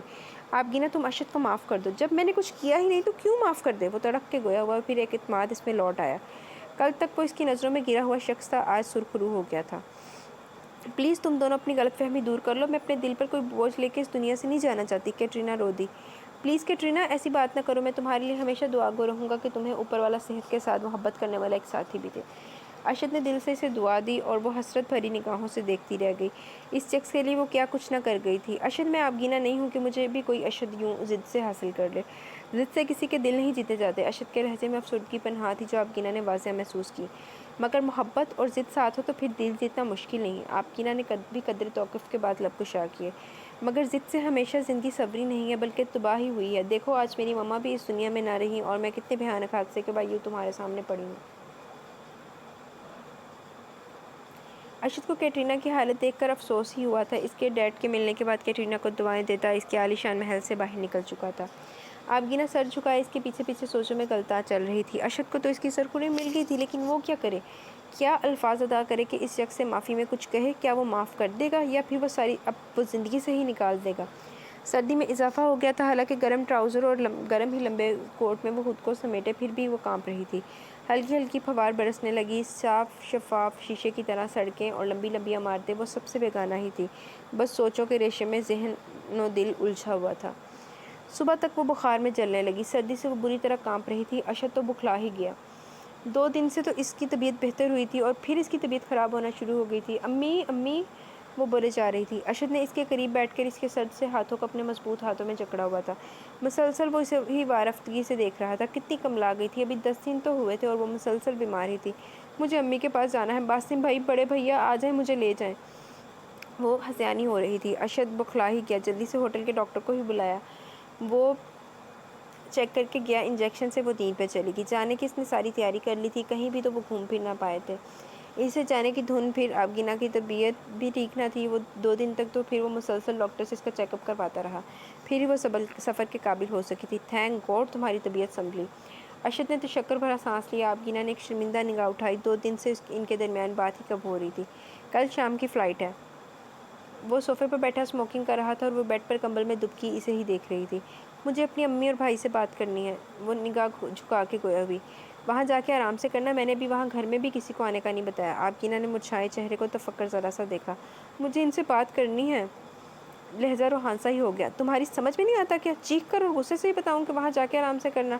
सिगरेट को एस्ट्रे में मसला और दृष्ट लहजे में डांटा। एक तो कल से वो इसकी चुप से कौफ्त में मुब्तला था जो निदामत भरे अल्फाज तक अदा नहीं कर रही थी, जबकि वो मुंतज़िर ही था। मैं इन्हें नहीं बताऊंगी। आंखों और लहजे तक में सरासमगी थी। लेकिन मैं नहीं करवा सकता हूँ। मैं कुछ शॉपिंग करने जा रहा हूँ। रोहा और रीता की तुम्हारी तबीयत ठीक नहीं है, इसलिए तुम आराम करो। उसने हैंगर से अपना कोट निकाला। आपकी ना सब्र का घूंट भर के रह गई। दरवाज़ा लॉक रखना, किसी के नॉक करने पर भी नहीं खोलना। वो साथ ही हिदायतें भी देने लगा और वो तन्हाई से एकदम घबराने ही लगी, क्योंकि तबीयत खराबी से इसमें कुछ वहशत भी सवार हो गई थी। वो मुझे डर लगेगा। वो कुछ मिनमिना के और कनखियों से इसे देखती गोया हुई। तुम्हें भी डर लगता है? अमेजिंग मोहतरमा, शुरू से तो आप डराती ही रही हैं आ रही हैं मुझे। याद करें, तंजों में डूबा निश्तर उछाला। आप गिना जज्बत सी होके लब खींच के रह गई। अब तो इसकी बारी आई थी इस पर निशाने बनाने की। कल तक वो इस पर तंज करती थी, आज मोहरा इसके हाथ में था। मुझे भी या फिर साथ लेके चलें? वो उठने ही लगी, जबकि बुखार की वजह से इस पर निकाहत भी तारी थी। चेहरा तक जर्द हो रहा था। इसकी फजूखेज आंखें जिनकी जोत तक मध्यम थी, वरना वो तो हमेशा इसकी इन खूबसूरत आंखों को ही बगौर देखता रहता था।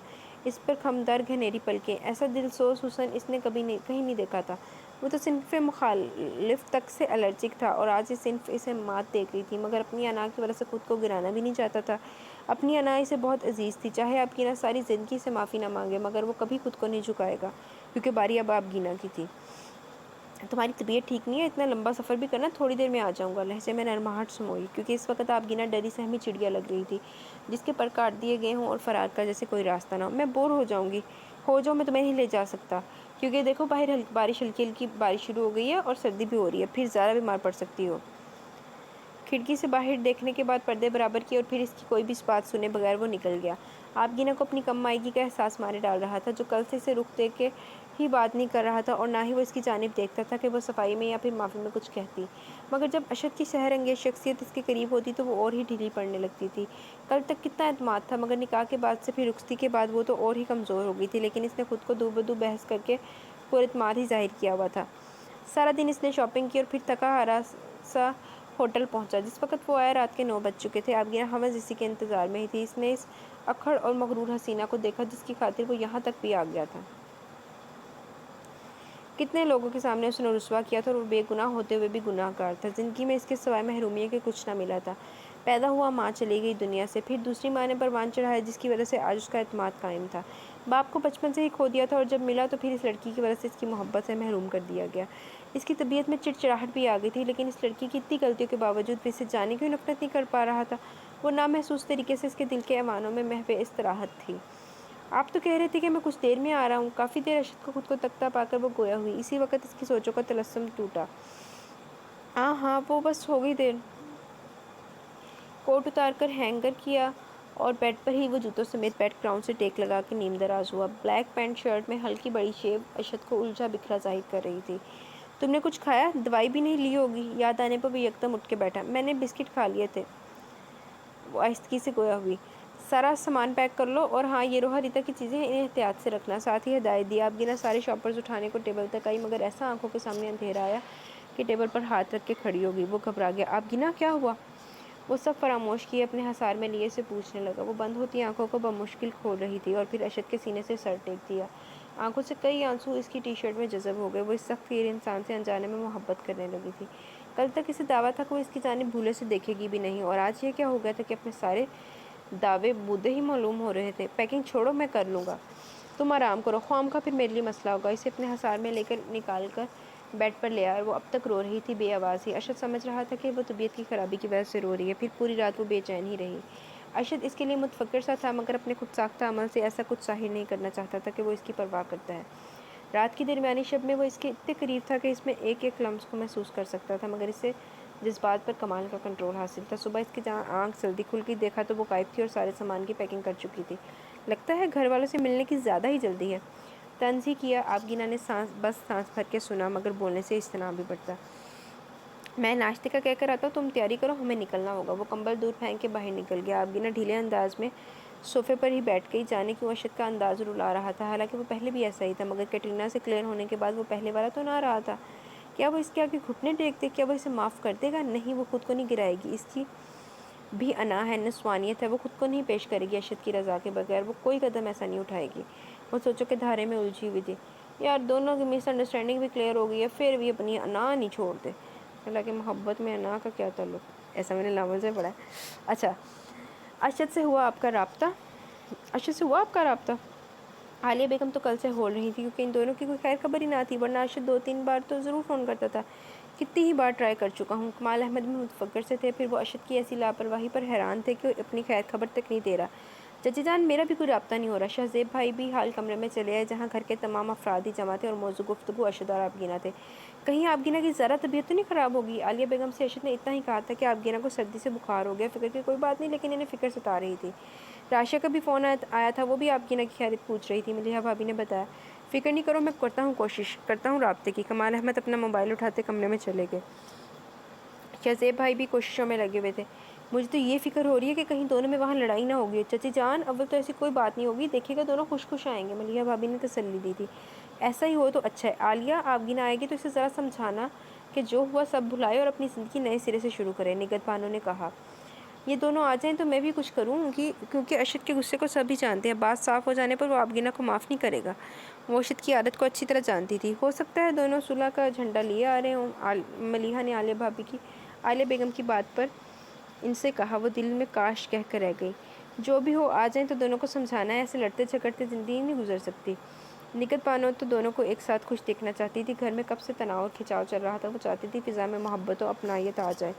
इतना मैं कहूँगी आबगीना को, अगर अरशद पर शक भी था तो वो हमसे या तुमसे ही अकेले में बोलती। सबके सामने आके इसने अरशद की बेइज्जती ही की है। क्या था पता भाभी, आबगीना सच कह रही हो, आलिया बेगम बोली, जबकि इन्हें मुकम्मल यकीन था कि अरशद अपने नाम की तरह ही था। इसका हर अंदाज गवाही देता था कि वो बेगुनाह है। इसकी आंखें तक गवाही देती थी कि वो ऐसी गंदी हरकत नहीं कर सकता। ये तुम तो ना कहो, तुमने इसकी तरबियत की है, या फिर मेरी तरबियत में कमी हो गई है। इनके लहजे में अफसुदगी और दुख पनाह था। निगत बानो और मलिहा भाभी ने दर्जीदा निगाह इन पर डाली, जो अरशद को हमेशा अपनी जान से भी ज़्यादा करीब रखती थी। रोहा रीता के आगे इसकी अहमियत ज़्यादा थी, क्योंकि इनकी सोनी गोद को इसने ही तो भरा था, और 12 साल बाद रोहा और रीता आई थी। लेकिन आलिया बेगम की मोहब्बत में कभी कमी ना आई, और फिर उन्होंने रवायती सौतेली माँ का लफ्ज़ तक खुद पर न पड़ने दिया। अरशद इनकी सगी औलाद ही की तरह था। सुबह 7 बजे की फ़्लाइट थी। फ़्लाइट पहले अबू धाबी जानी थी, वहाँ से पाकिस्तान की फ़्लाइट थी। सारे रास्ते वो खामोश सोचे में गलता इसके साथ होते हुए भी साथ ना थी। अरशद इसे गुलाबी कपड़ों में मलबूस अफसुर्दा देख रहा था, जो इससे बात करते हुए भी निगाह नहीं मिला पा रही थी। पता है आबगीना, तुम्हारा मसला बहुत गंभीर हो गया है, तुम खुद ही से सुलझा नहीं पा रही। उसने एकदम ही आबगीना से सरगोशी में कहा। जी? उसने चौंक कर हैरानगी से अरशद के तने हुए चेहरे को देखा, जिसकी निगाहों तक से काट और तंज था। कैसा मसला? वो अनजान बनने की नाकाम कोशिश करने लगी। शुरू से तुम मुझे बेवकूफ़ बनाने की कोशिश करते रही हो, इसलिए मैं तुम्हें समझाने का पाबंद नहीं हूँ कि तुम्हें तुम्हारा मसला भी बताऊँ। लम्हों में वो अजनबियत की दीवार खड़ी कर देता था। आबगीना को वो बहुत दूर दिखाई दिया, जैसे अपनी अना मुकद्दम थी, जो ना किसी की परवाह करता था, ना ही माफ़ी मांगना चाहता था। आबगीना फिर कुछ और न बोली, क्योंकि जहाज़ में मौजूद अफराद इन दोनों की ऐसी गुफ्तगू पर तनकीदी निगाहों से देख सकते थे, और फिर वो कब से सबकी नज़रें खुद पर ही महसूस कर रही थी। अबू धाबी तक कोई दोनों में बातचीत ना हुई। वो दोनों ही लाउंज में एक दूसरे से नज़रें चुराए बैठे थे। आबगीना इसे दूर भी नहीं जाना चाहती थी, और ना ही ये गवारा था कि अरशद इसे यूँ इग्नोर करे। मुझे प्यास लग रही है, उसने नहीफ सी आवाज़ में अरशद को मुखातिब किया, जो सोफ़े से टेक लगाए बैठा था। हाँ हाँ, फ़ौरन चौंका और मिनरल वाटर की बोतल ले आया। कुछ खाने पीने की अशिया भी थी, वो इसकी झोली में डाल ली थी। कुछ खा के दवाई खा लेना, वरना वहाँ पहुँचते ही सब मेरे पीछे पड़ जाएंगे कि मैंने ख्याल नहीं रखा। एक बोतल मुँह खोल के मुँह से लगाई और पानी पीने लगा। आबगीना लब भेंचे इसकी बस सुने जा रही थी। बिस्किट खा के इसी बोतल से पानी पिया जो अरशद मुँह से लगा चुका था। इसने निगाह तिरछी करके इस खुद साख्ता हरकत को फहमाशी निगाहों से देखा। मोहतरमा की अकल ठिकाने पर आ गई है, अपनी मुबहम सी हंसी रोकी। बाकी का तमाम सफ़र आबगीना ने बुखार में ही गुजारा। घर जाते ही वो ऐसी पड़ी कि सुध-बुध ही खो गई। सभी परेशान हो गए। अरशद की खुद हालत भी अबतर ही हो गई थी। वो इसकी मदाएँ जान थी। पहली बार तो किसी सिनफ़े नाजुक को चाहा था, और वो इस हालत में थी। वो खुद अपनी कैफियत पर हैरान होता रहता था। वहाँ बहुत लड़ाई होती थी। आलिया बेगम ने इसे अपने कमरे में ही तलब कर लिया था, क्योंकि दूसरा दिन था इसे आए हुए, और अभी तक इसने किसी को भी कुछ नहीं बताया था कि लेकिन आलिया बेगम तो चेहरा पड़ने वालों में से थी। हमारी कोई लड़ाई नहीं हुई, उसने बस इतना ही कहा। फिर आबगीना की ये हालत क्यों हो गई है? रोए जा रही है, ना कुछ बता रही है। अरशद, मुझे असल बात बताओ, वहाँ कैटरीना मिली भी या नहीं? अम्मी, कैटरीना मिली भी है और सारी बात भी क्लियर हो गई है, लेकिन वो आगे बोलते बोलते रुक गया, क्योंकि कैटरीना खुद तरस खाए जाने के काबिल थी। अरशद बेटा बता, मुझे घबराहट हो गई है, उन्होंने फिक्रमंदी से पूछते हुए अरशद का सता हुआ चेहरा अपने हाथ से ऊपर किया। अम्मी, कैटरीना तो खुद آگے وہ بولتا گیا اور ایک ایک بات انہیں بتا دی کہ کیسے اس کی مدر کی ڈیتھ ہوئی اور وہ خود بھی مفلوج بیڈ پر پڑی ہے۔ اب آپ بتائیے میں کیا کرتا؟ کٹرینہ کو غصہ بھی نہ دکھا سکا۔ آبگینہ کی یہ حالت پہلے سے ہوئی ہے یا بعد میں؟ وہ پرسکون ہو گئی تھی کہ کٹرینہ نے سارا سچ آبگینہ کو بتا دیا تھا۔ یہاں سے جاتی ہی ہو گئی تھی اور مزید اس کی بات ہوئی ہے، ظاہر ہے اسے یہ فکر بھی ہو رہی ہوگی نا میں اس کے ساتھ شاید مفاہمت پر بھی نہ اتروں۔ وہ ہلکی سی طنزیہ ہنسی کے ساتھ گویا ہوا، میرے خیال میں بیٹا معاف کر دینے میں ہی بھلائی ہے۔ کمال احمد نے بھی دروازے کی چوکھٹ میں کھڑے ہو کے ساری باتیں سن لی تھی، وہ اندر ہی آ رہے تھے تو رک کے ارشد کی آواز سن کر، ابو آپ؟ ارشد ایک دم گڑبڑا ہی گیا، کنکھیوں سے ان کی جانب دیکھا۔ کمال احمد چلتے ہوئے آئے اور اسی چیئر پر بیٹھ گئے۔ وہ مؤدب ہو کے بیٹھا تھا۔ عالیہ بیگم نے لمبی سانس بھری، آبگینہ شوق میں ہے اور اس کی بیماری اسی وجہ سے ہے کہ اسے جھوٹ سچ پتہ چل گیا ہے، وہ شرمندہ ہے۔ لیکن ابو میں نے اسے ابھی تک کچھ نہیں کہا، وہ مبہم سے لہجے میں بولا۔ اچھی بات ہے جو تم نے کچھ نہیں بولا، پھر ایک شخص جب شرمندہ ہوتا تو اسے مزید شرمندہ نہیں کیا جاتا۔ آپ سب واقف ہیں نا اس نے میرے ساتھ کیا کیا تھا؟ وہ ترش روی سے گویا ہوا ہے۔ عالیہ بیگم نے اس کی پشت پر تھپکی دی، ارشد بیٹا سب بھول جاؤ، وہ سمجھو کہ بھیانک خواب تھا جو تم دیکھ رہے تھے اور اب تم حقیقت کی دنیا میں لوٹے ہو، اس لیے بیٹا خوشیوں کو اندر آنے دو۔ عالیہ بیگم اسے نرم اور دھیمے سے انداز میں سمجھا رہی تھی، بچپن سے وہ ان کی ہی تو بات مانتا آ رہا تھا۔ لیکن امی پہلے بھی میں سچا تھا اور اب بھی ہوں، میں اس لڑکی کے آگے خود کو جھکاؤں گا نہیں۔ انا پرست تو وہ شروع سے تھا، پھر کسی نے اس کی عزت نفس پر وار کیا، اس کے کردار کو مشکوک بنایا، کیسے وہ سب بھول جائے؟ وہ کھڑا ہو گیا کیونکہ دل پر بھی بوجھ آن پڑا تھا اور وہ کھلی ہوا میں جانا چاہتا تھا۔ اس کی طبیعت سنبھلی تو عالیہ بیگم نے اسے میکے رہنے بھیج دیا، اور جب سے یہاں آئی تھی بے کل اور بے چین ہی تھی، بہت چپ ہو گئی تھی، پورا دن کمرے میں بند ہی رہتی تھی۔ وہ تو باسم سے زبردستی لے آیا تھا۔ آخر ایسا کیا ہو گیا کہ میری گڑیا سی بہن اتنی اداس اور خاموش ہو گئی ہے؟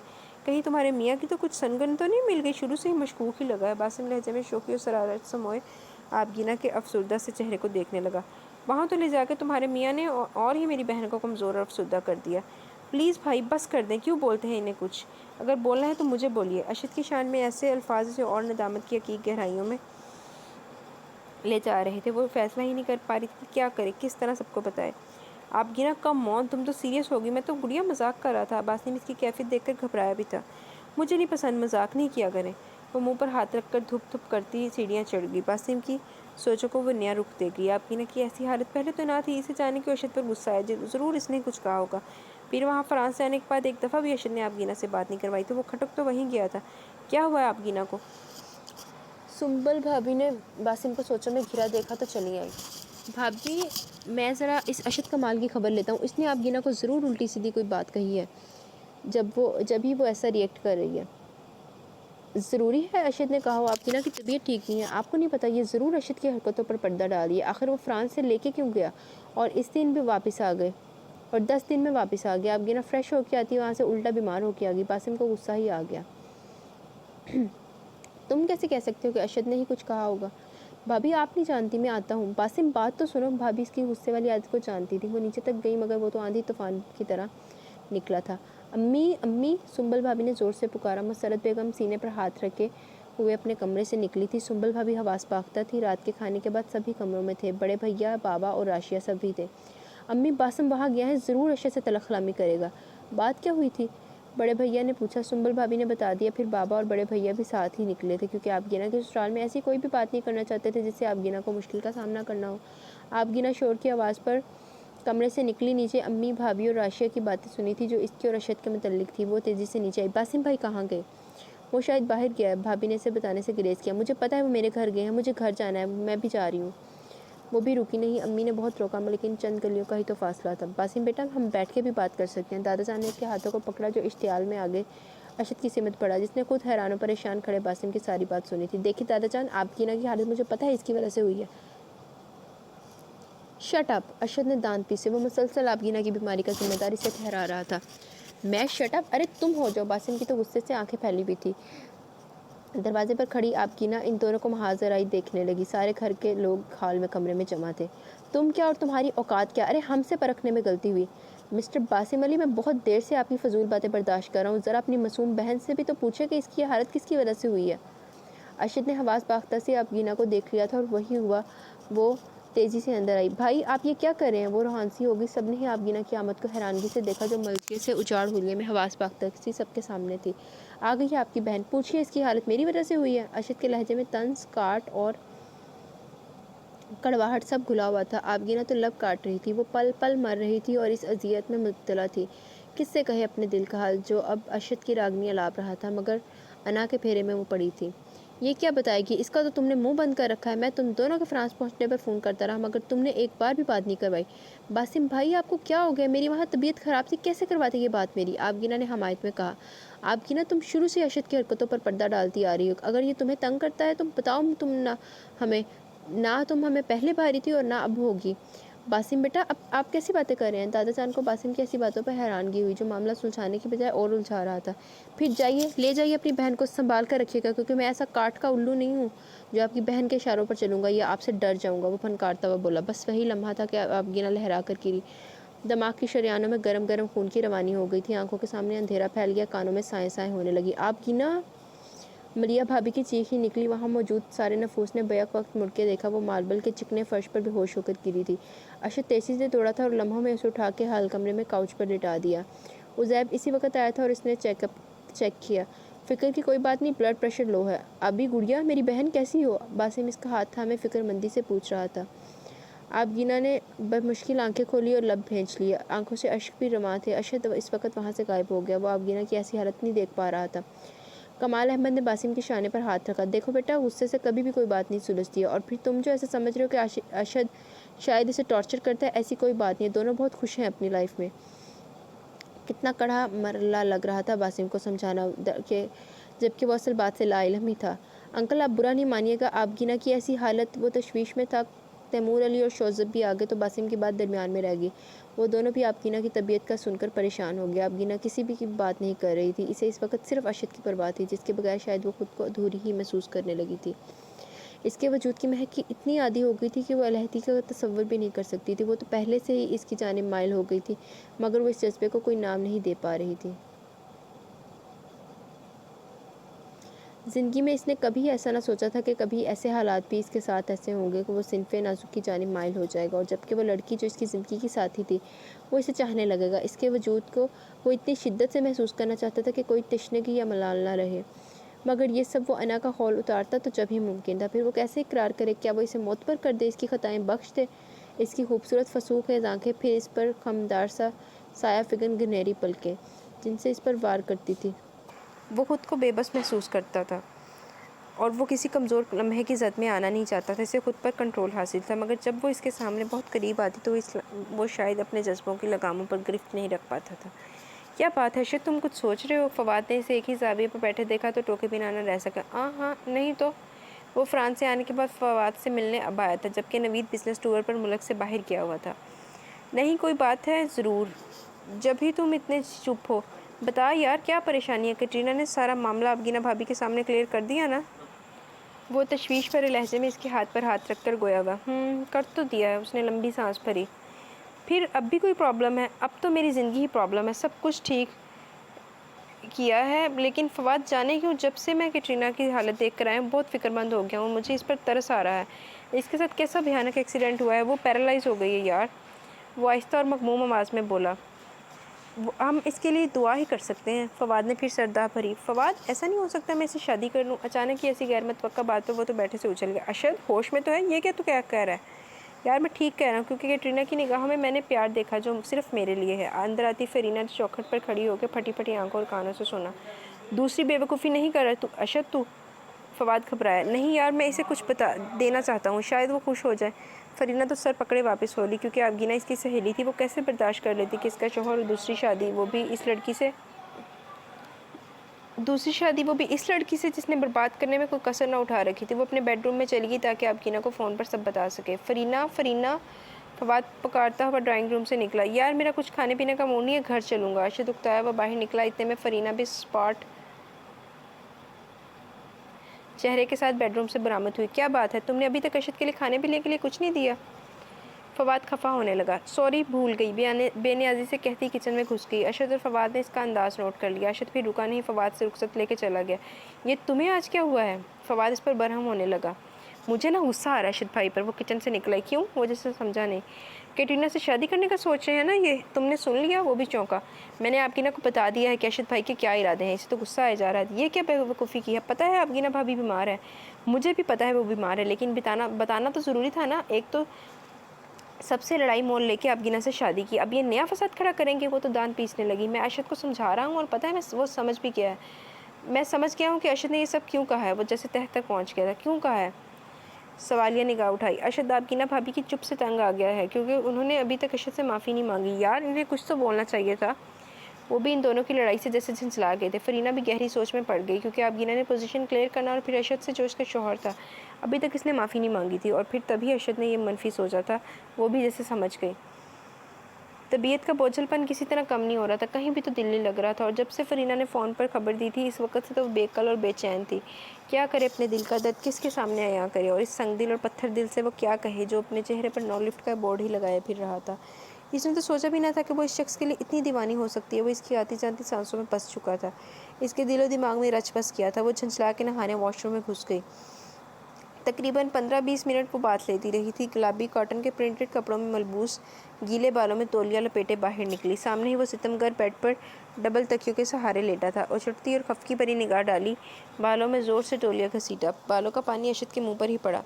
ناگواری سے تیکھے چتون اٹھائے وہ ڈریسنگ ٹیبل کے آگے آئینے کے سامنے کھڑی موئسچرائزنگ اٹھا کے ہاتھوں پر ملنے لگی۔ مرنے کا ارادہ جو تم ایسے کام کرنے لگی ہو؟ طنز کرتے ہوئے اشارہ اس کے بات لینے پر تھا جو لا تعلقی دکھا رہی تھی۔ کیسا کام؟ اور مرا ہوا انسان دوبارہ کبھی نہیں مرتا، یہ تم بہتر سمجھتی ہوگی، بلکہ تمہارے چہیتے بھائی بھی سمجھتے ہوں گے۔ وہ کھڑا ہوا اور سگریٹ سلگانے لگا۔ آبگینہ نے ناگواری سے دیکھا۔ بالوں کو وہ خشک کر چکی تھی۔ وارڈروب سے دوپٹہ نکالا، مگر اسی وقت چکر سا آنے لگا۔ وارڈروب کا پٹ تھام لیا۔ ارشد نے بغور دیکھا، وہ بھی گھبرا گیا۔ کیا ہوا؟ طبیعت خراب ہونے لگی ہے نا؟ انداز میں فکر مندی چھلک رہی تھی۔ میرا سر گھوم رہا ہے۔ آنکھیں اس نے بند کی ہوئی تھیں۔ ارشد نے اسے اپنے حصار میں لیا اور وہاں سے ہٹا کے بیڈ تک لایا۔ دوائی لی تم نے آج یا نہیں؟ ڈانٹنے لگا۔ مجھے اس دوائی کی ضرورت نہیں ہے۔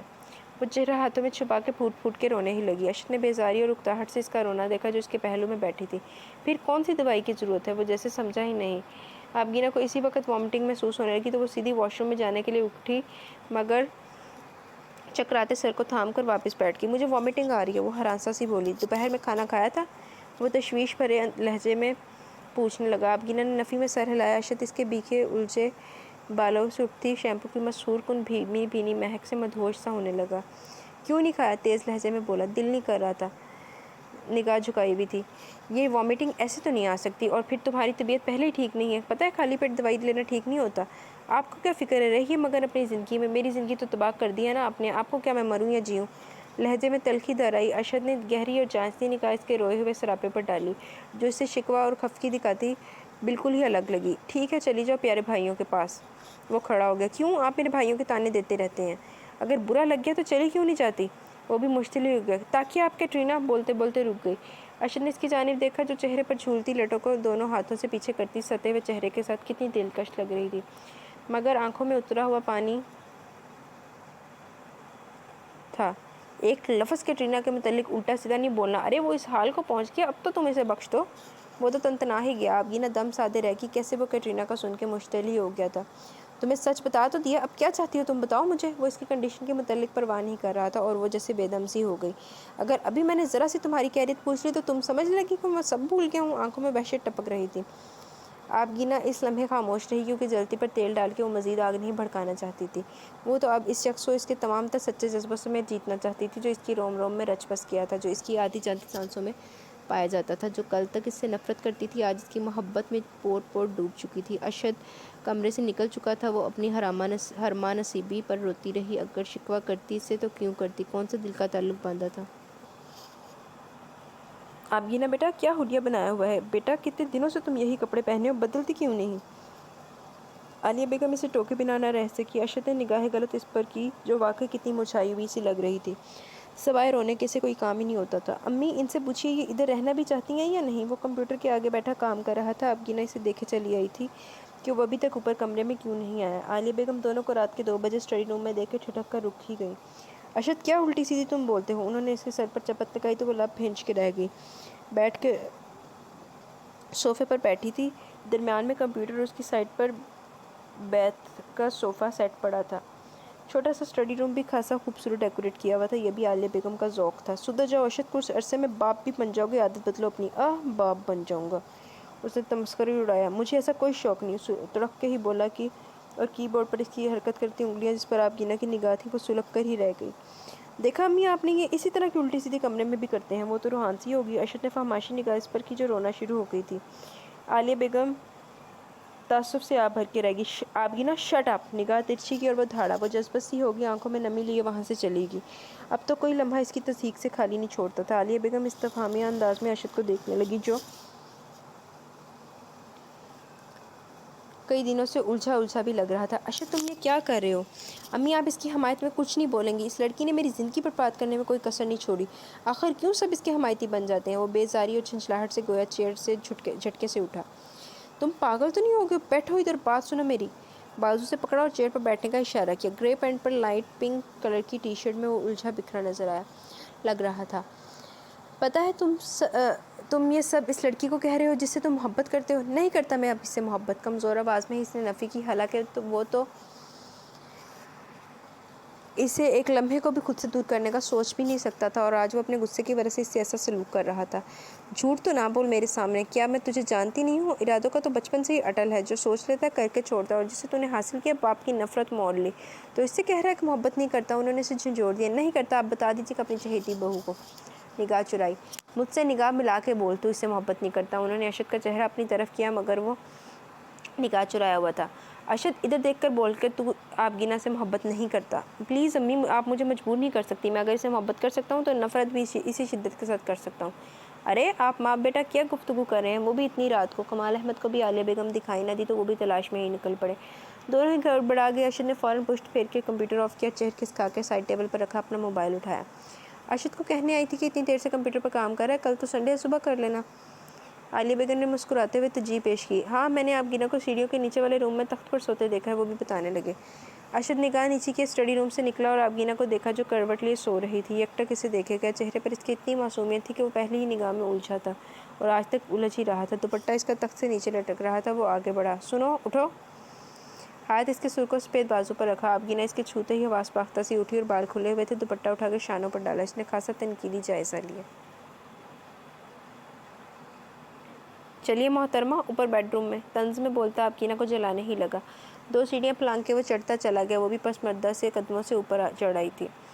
आलिया बेगम ने दोनों को देख लिया था कि कैसे एक दूसरे से कतराए हुए थे, जैसे दोनों की ज़िंदगी से मोहब्बत ना हो। अम्मी, कुछ दिनों के लिए आपकीना को बुला ले रहने के लिए। बासिम को तो इस दिन से इसकी फ़िक्र हो रही थी जब से पता चली थी सारी हकीकत। मैंने फ़ोन पर कहा था लेकिन वो मना करने लगी कि अभी नहीं आ सकती। मुझे पता है अम्मी, ज़रूर अरशद अपनी बदमाशियाँ दिखा रहा होगा। मैं खुद लेकर आऊँगा, देखता हूँ कैसे रोकता है वो तो गुस्से में ही आ गया। राशिद तो खुद ही हर लम्हे बासिम के गुस्से से डर ही लगा रहता था। बासिम, कभी तो अक्ल से सोच लिया करो। अगर वो नहीं आना चाह रही तो इसकी कोई मजबूरी होगी। मुसरत बेगम को इसका एकदम तैश में आना खतरे की अलामत ही लगता था। फिर जब से हकीकत सबको पता चली थी और थी भी आपगीना की गलती, तो उल्टा सारा इल्ज़ाम अरशद पर धरना ठीक नहीं था।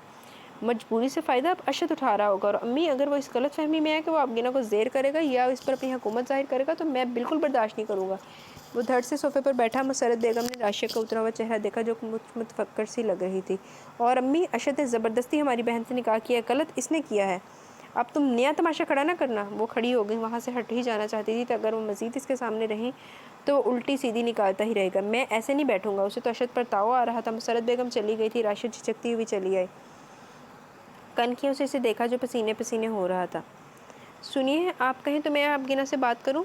डरते डरते वो गोया हुई। क्या बात करोगी, बताओ? अरे वो तो अरशद के खिलाफ एक लफ्ज़ सुनना नहीं चाहती। जाने क्या कर दिया इसने मेरी बहन को। जलबिला ही रहा था। राशिया जज्बत सी हो गई। हो सकता है आपसे सोच रही हूँ, ऐसी बात ना हो, मैं खुद बात करती हूँ। वो नरम से लहजे में बोली ताकि बासिम का गुस्सा कुछ कम हो। बात तो मैं भी कर सकता हूँ, बल्कि दिमाग तक ठिकाने लगा सकता हूँ, लेकिन किसी वजह से लिहाज कर रहा हूँ। हम बात आराम से भी कर सकते हैं। इसने बासिम के बरहम चेहरे को जांचा जो बड़े सोफ़े पर मुतफक्कर ही बैठा था। निगाह इसकी कहीं और ही थी। मैं आज ही जाके ले आऊँगा, देखता हूँ कि क्या करता है वो अरशद कमाल। वो दांत पीसता हुआ खड़ा हुआ। मैं बात करती हूँ ना, आप ख्वामख़्वाह ही गुस्सा कर रहे हैं। व्हाट? मैं ख्वामख़्वाह गुस्सा कर रहा हूँ? तुम्हें खबर भी है कि तुम्हारे कज़न ने कितनी घटिया हरकत की है? वो क्या समझ रहा है कि आपगीना को हम तनहा छोड़ देंगे? बासिम का तो बस नहीं चल रहा था कि अरशद को शूट कर दे, जिसने कितनी दिद्दत दिलेरी से इसकी बहन को ट्रैप किया था और अब भी शर्मिंदा होने के बजाय अकड़ा हुआ था। ہم آبگینہ سے پوچھے بغیر تو کچھ بھی نہیں کر سکتے ہیں۔ اس نے باسم کا بازو پکڑا مگر وہ اس وقت جیسے کچھ سوچنے سمجھنے کی کوشش نہیں کر رہا تھا۔ اس وقت اس پر صرف بہن کی محبت غالب تھی جس کو ایک ظالم دیو نے جیسے قید کر لیا ہو۔ آبگینہ شروع سے ہی بے وقوف اور ڈرپوک ہے، وہ کچھ نہیں بولے گی، گھٹتی رہے گی، اس کا مجھے اندازہ ہے۔ اس نے راشیہ کا ہاتھ چھٹکا، وہ رکا نہیں، سیدھا اپنے کمرے میں چلا گیا۔ وہ سر تھام کے رہ گئی۔ راشیہ کیا ہوا؟ سنبل بھابی نے اسے گہری سوچ میں غرق دیکھا۔ ہاں وہ کچھ نہیں، وہ چونکی۔ بات تو ضرور ہے کیونکہ باسم مجھے خاصا بنایا بچاتا نظر آ رہا ہے اوپر۔ بھابی وہ آبگینہ کی وجہ سے غصہ ہو رہے ہیں، ارشد بھائی کو برا بھلا بھی کہہ رہے ہیں۔ وہ لب بھینچ کے رہ گئی۔ راشیہ ایک بات بولوں؟ اگر باسم اڑ گیا نا بہت بڑا نقصان ہو سکتا ہے۔ تم کوشش کرو کہ وہ آبگینہ کے سلسلے میں اتنا ٹیمپر لوز نہ کرے۔ بھابی میں خود پریشان ہوں، اور پھر دیکھیے جب آبگینہ خوش ہے ارشد بھائی کے ساتھ پھر وہ گئی بھی اپنی خود ہے تو ہمیں زبردستی تو بالکل بھی نہیں کرنی چاہیے۔ وہ خود تذبذب کا شکار تھی کہ کیا کرے اور باسم کو کیسے ٹھنڈا کرے۔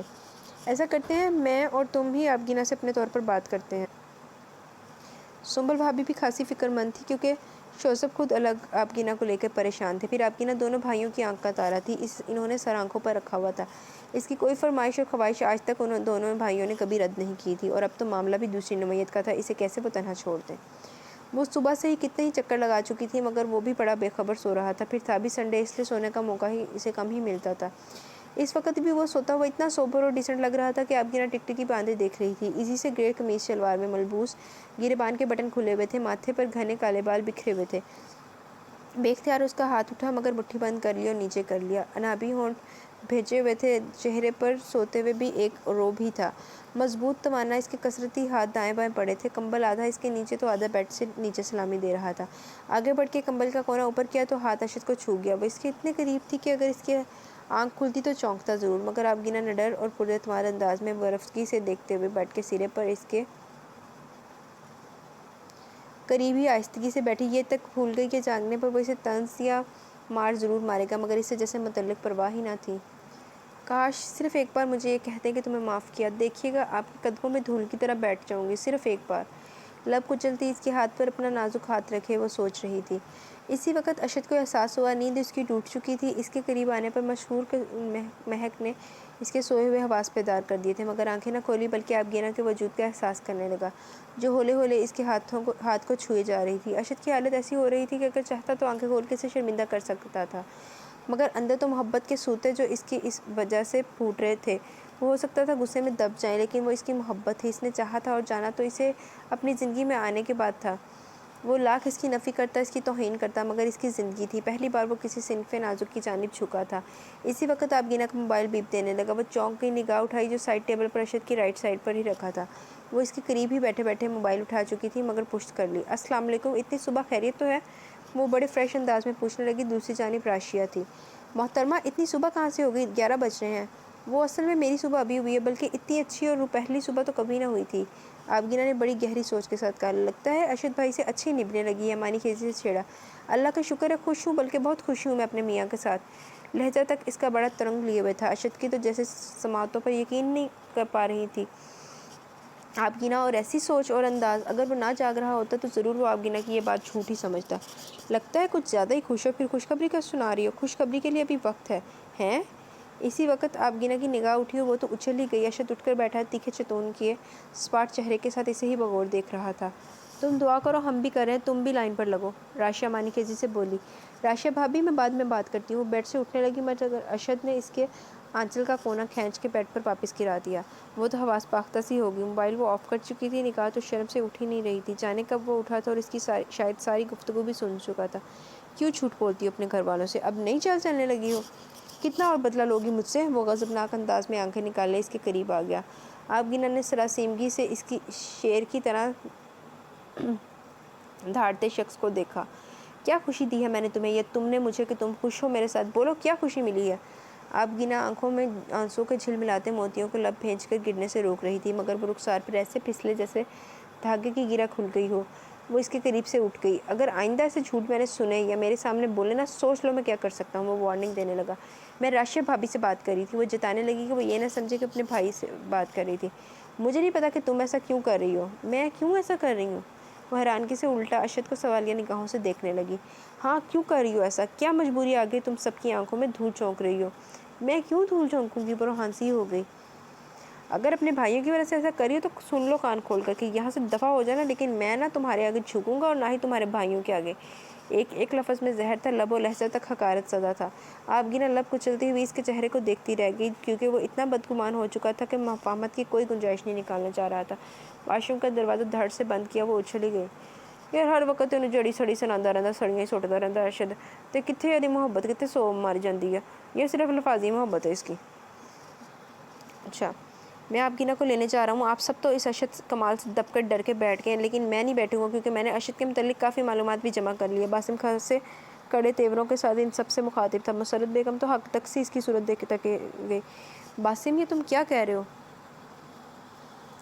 بڑے بھیا تو حیرانگی اور فکر میں مبتلا کھڑے ہو لیے۔ بڑے بھیا میں ارشد کے متعلق سب کچھ سن چکا ہوں۔ کیا؟ بہت کچھ باسم، تم اب نیا مسئلہ کھڑا مت کر دینا آبگینہ کے لیے۔ امی آخر آپ اتنا ڈر کیوں نہیں ہیں؟ آپ یہ بھی تو دیکھیے ارشد نے کیسی غلط حرکت کی ہے، آبگینہ کو ڈرا دھمکا کے نکاح کیا اور پھر ہمیں پتہ بھی نہیں چلا، یہ ہماری کھلی بے عزتی ہوئی ہے۔ وہ تو مشتعل ہو رہا تھا، اب تم یہ بات سب میں اچھال کے مزید بے عزت کروانا، اگر عزت سے وہ رخصت ہوئی تو تم ارشد سے بدلہ نکالو گے۔ مسرت بیگم تو ویسے ہی بیٹی کی زندگی میں کوئی مدمزگی نہیں چاہتی تھی، وہ خوش تھی تو اور پھر سب کو چاہنے میں کیا چاہیے بھی کیا تھا۔ کچھ بھی ہو میں سکون سے نہیں بیٹھوں گا، وہ میری بہن کو پابند کیے بیٹھا اور میں کچھ نہ بولوں۔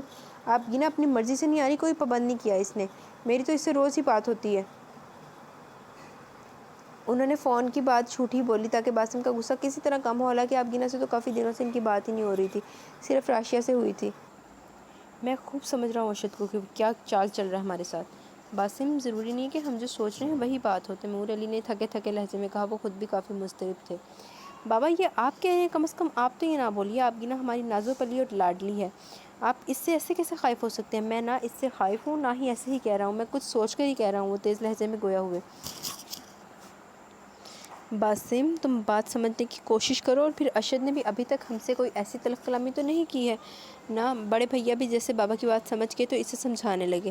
میں ارشد کو جان گیا ہوں، وہ ایسی کوئی حرکت نہیں کرے گا کہ اس پر بات آئے، اور پھر اس دن اس کی بکواس میں بھولا نہیں ہوں، کیسے کہہ رہا تھا کہ لے جائیں اپنی بہن کو اور سنبھال کر رکھیے گا، اب میں اسے بتاؤں گا کہ بلکہ اسے دن میں تارے نہ دکھائے تو دیکھیے گا۔ وہ تو مصمم ارادہ باندھ چکا تھا کہ ارشد کو ایک جھٹکا ضرور دے گا، آخر اس نے سمجھ کیا رکھا ہے؟ باسم تم ایسا کچھ نہیں کرو گے، تیمور علی نے حکمیہ انداز میں ہی اسے کہا، اور وہ اس کی جانب حسرت سے دیکھتا رہ گیا، وہ بھی سمجھ رہا تھا کہ وہ محض عزت کی وجہ سے چپ ہے۔ باسم تم ابھی رک جاؤ، ہم دیکھتے ہیں کب تک وہ آپ گینا کو نہیں بھیجتا، پھر ہم کمال انکل اور دادا جان سے بات کریں گے، کیونکہ گھر کے بڑوں کو بھی شامل کر لیں گے تو زیادہ بہتر ہوگا، کیونکہ اس طرح سب کے علم میں بات رہے گی کہ ارشد کو وہ کیا کیا بولتا ہے۔ بڑے بھیا بڑے نرم انداز میں سے سمجھا رہے تھے، آپ سب انتظار کرتے رہے لیکن میں نہیں کروں گا۔ وہ بھناتا ہوا لاؤنج سے نکل گیا۔ راشیہ کا دل تو پہلے ہی پتے کی مانند کانپ رہا تھا کہ وہ آخر کرے تو کیا کرے۔ شوزب باسم کو تم سمجھاؤ، ابھی کوئی بھی ایسا قدم نہ اٹھائے کہ ہم سب کو ہی پچھتاوا، کیونکہ آپ گینا کی مرضی کے بغیر تو ہم اسے زبردستی یہاں نہیں لا سکتے ہیں۔ بابا آپ فکر نہ کریں، میں باسم کو سمجھاؤں گا، انہوں نے تسلی دی۔ مجھے باسم کی طرف سے خود فکر لگی رہتی ہے کہ وہ ارشد سے کوئی الٹی سیدھی بات نہ کرے، ہماری بیٹی اس سے بیاہی ہوئی ہے۔ مسرت بیگم کو باسم کے غصے کا پتہ ہی تھا، راشیہ پہلو بدل کے رہ گئی۔ سنبل بھابی اس کی کیفیت سمجھ رہی تھی، جو اس وقت انہیں لب کچلتی ہوئی لگی، وہ وہاں سے اٹھ گئی تھی۔ باسم کو بھی وہ جانتی تھی کہ آپ گینا کے معاملے میں وہ بہت جنونی بھی ہو جاتا تھا۔ اس نے اندر کمرے میں قدم رکھا تو باسم نے نگاہ ترچھی کی اور اس کا ستا ہوا چہرہ دیکھا، مسٹرڈ کاٹن کے پرنٹڈ کپڑوں میں مرجھائی ہوئی لگی۔ میں نے کل آپ گینا سے بات کی تھی فون پر، انگلیوں کو آپس میں مروڑتی ہوئی ڈری سہمی سی لگی۔ باسم بیڈ پر تکیوں کو ڈبل کیے دراز تھا۔ پھر کیا کہا اس نے، کب آ رہی ہے؟ چھوٹتے ہی سوال کیا۔ آنے کو تو نہیں کہہ رہی تھی، مگر وہ خوش ہے ارشد بھائی کے ساتھ۔ خوش ہے؟ تمسخر ہی اڑایا۔ وہ صرف ارشد کی پڑھائی بھی پٹی بول رہی ہے، وہ خوش نہیں ہے، اس کا مجھے اندازہ ہے، بچپن سے جانتا ہوں کیسے ذرا سی چوٹ لگنے پر ہوتی تھی۔ وہ تو مان ہی نہیں رہا تھا۔ اب وہ بڑی ہے، سمجھدار ہے، پریکٹیکل لائف میں آ گئی ہے، اسے بھی اندازہ ہے کہ لائف کو کیسے گزارا جاتا ہے۔ شٹ اپ، زیادہ میرے سامنے تقریر کرنے کی ضرورت نہیں ہے، سمجھی؟ لمحوں میں ہی اسے جھڑک دیا، وہ لب کاٹنے لگی۔ میں دیکھنا تمہارے کزن کی 14 طبق روشن کروں گا، نہ راکھ رگڑوائی ہو اس سے۔ کیا سمجھ رہا ہے کہ ہم مجبور ہیں اور اسے سر پر بٹھائیں گے؟ کبھی نہیں، اتنا بڑا دھوکہ کیا ہمارے ساتھ، میری معصوم بہن کے ساتھ اتنی چیپ حرکت کی، کبھی معاف نہیں کروں گا۔ وہ غصے سے مٹھیاں ہی بھیجنے لگا۔ راشیہ کا دل تو پہلے ہی کانپ رہا تھا، پھر کچھ دنوں سے تو خود اس کی دل کی حالت ٹھیک نہ تھی۔ وہ پریشان تھی کہ آخر اس کے ساتھ ہو کیا رہا ہے، نہ گھر ہی جا سکتی تھی کیونکہ یہاں باسم کا موڈ ٹھیک نہیں تھا، اور ایسے میں اپنے جانے کی بات کرے گی تو صرف اپنی شامت ہی بلائے گی۔ لائٹ آف کر دو اور پلیز، میں بیڈ پر تنہا سونا چاہتا ہوں، آج تم کہیں بھی سو جاؤ۔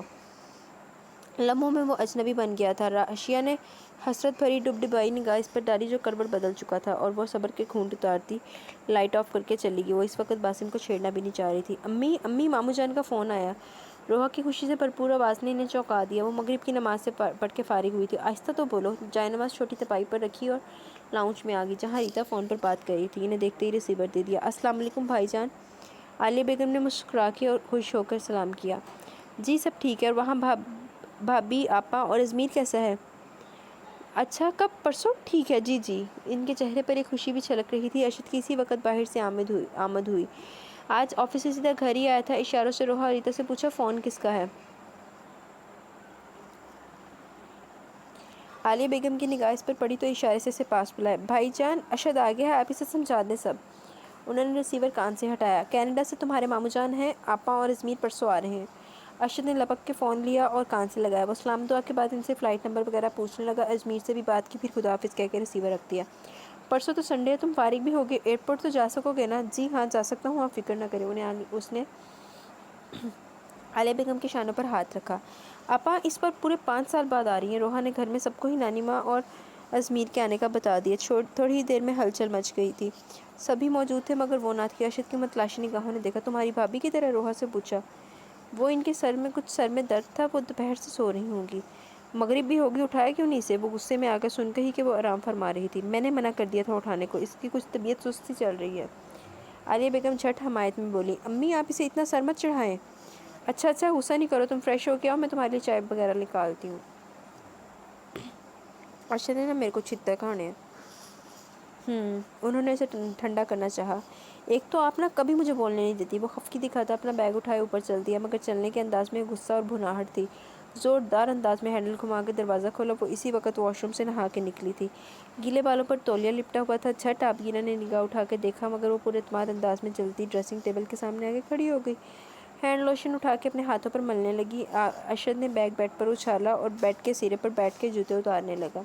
اسکائی بلو کوٹ اتارا، وہ بھی زور سے بیڈ پر اچھالا۔ آبگینہ اس کا احتجاج سمجھ رہی تھی۔ میری ماں میری یہ تمہاری نوکر نہیں ہے کہ میرے کھانے پینے کے لیے وہ خیال کرے۔ جاؤ جا کے نیچے چائے بناؤ، میں آتا ہوں۔ وہ اب اس کی برداشت کی حد دیکھنا چاہتا تھا کہ وہ اس میں کتنی ہے۔ وہ اس کے سرد اور ٹیلے انداز سے اکتا کے اسے چھوڑ کے جاتی یا پھر اسے جیتنے کی کوشش کرتی۔ اب تو سوچ لیا تھا کہ اتنا زج کرے گا وہ خود بھاگ جائے گی۔ بھاجی جا آبگینہ، اے بندہ اس قابل نہیں کہ منہ لایا جائے۔ اچھا جی اچھا، اتنی نرم آواز میں اطمینان سے بولی کہ ارشد پر شادی مر کی طاری ہو گیا۔ بالوں کو وہ تولیے سے خشک کرنے لگی۔ ریڈ اینڈ اورنج کنٹراسٹ کے پرنٹڈ کاٹن کے سوٹ میں غسل کے بعد کھل کر تازہ سرخ گلاب لگ رہی تھی۔ اسی وقت ارشد کے موبائل پر بیپ ہوئی۔ واش روم کے دروازے کے ہینڈل پر ابھی ہاتھ رکھا ہی تھا کہ ٹھٹک کر رک گیا۔ ایک ہفتے سے فلورنس نے اسے تنگ کیا ہوا تھا۔ بیڈ سے موبائل اٹھایا تو اسی کی کال تھی۔ اب کیا مسئلہ ہے؟ اکتا کے اور بیزاری سے گویا ہوا آبگینہ نے بغور اس کے تاثرات دیکھے ڈریسنگ ٹیبل کے آئینے سے۔ دیکھو تم سوائے میرا وقت پر بات کرنے کے کچھ نہیں کر رہی ہو۔ میں ایسا نہ کل تھا اور نہ ہوں، سمجھی تم؟ وہ چیخ ہی پڑا۔ شٹ اپ، میرے پرسنل میں تم انٹرفیئر کرنے والی ہوتی کون ہو؟ وہ میری بیوی ہے، تم کان کھول کر سن لو۔ گرل فرینڈ اور بیوی میں فرق ہوتا ہے، اور مجھے ضرورت بھی نہیں ہے کہ تم جیسی گرل فرینڈ کی۔ بیوی موجود ہے میری، وہ کہہ کر موبائل ہی آف کر گیا۔ آبگینہ نے حیرانگی سے سب سنا۔ اس کے ہاتھ لرزے، دل دھک دھک کرنے لگا۔ ارشد نے آئینے میں ہی اس کا جائزہ لیا۔ آبگینہ نے جھٹ نگاہ جھکا لی اور ہاتھوں میں اپنے سونے کی چوڑیاں چڑھانے لگی جو وہ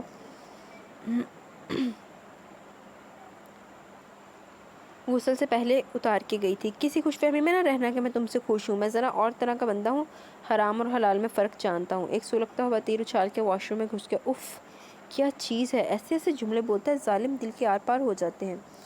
پیشانی اس کی عرق آلود ہو گئی تھی، مگر وہ بھی اس کی بیوی تھی۔ پہلے وہ اس نے نفرت کرتی تھی، لیکن اب وہ سرتا پا اس کی محبت میں ڈوبنے لگی تھی۔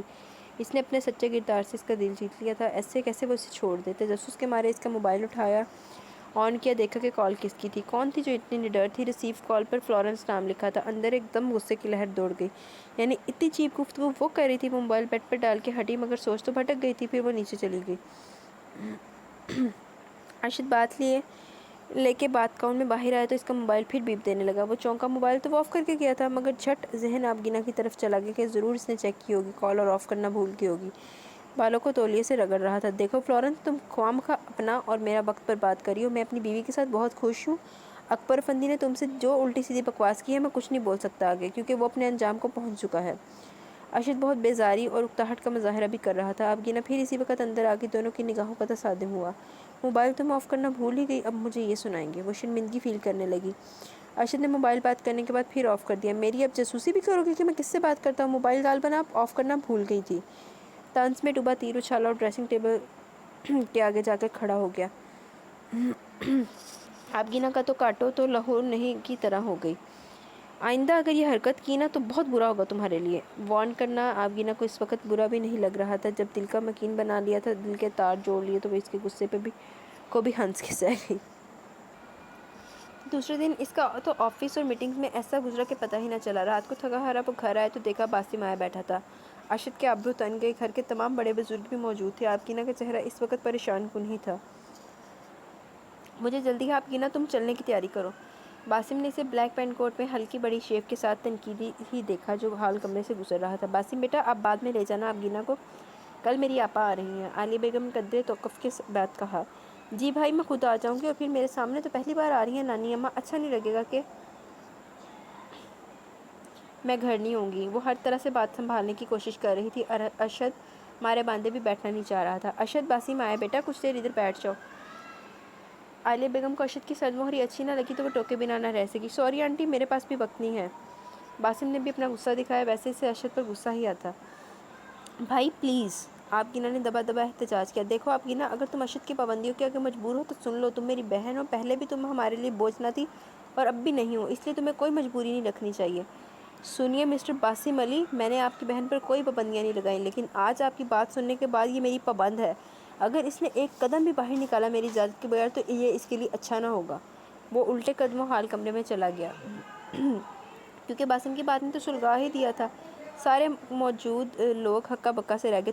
تم نے ہماری بےزتی کی اور ہم پھر بھی نہ بولیں؟ باسم تو دانت پیستا مٹھیاں بھیجنے لگا۔ باسم بیٹا، دادا جان تو گھبرا گئے۔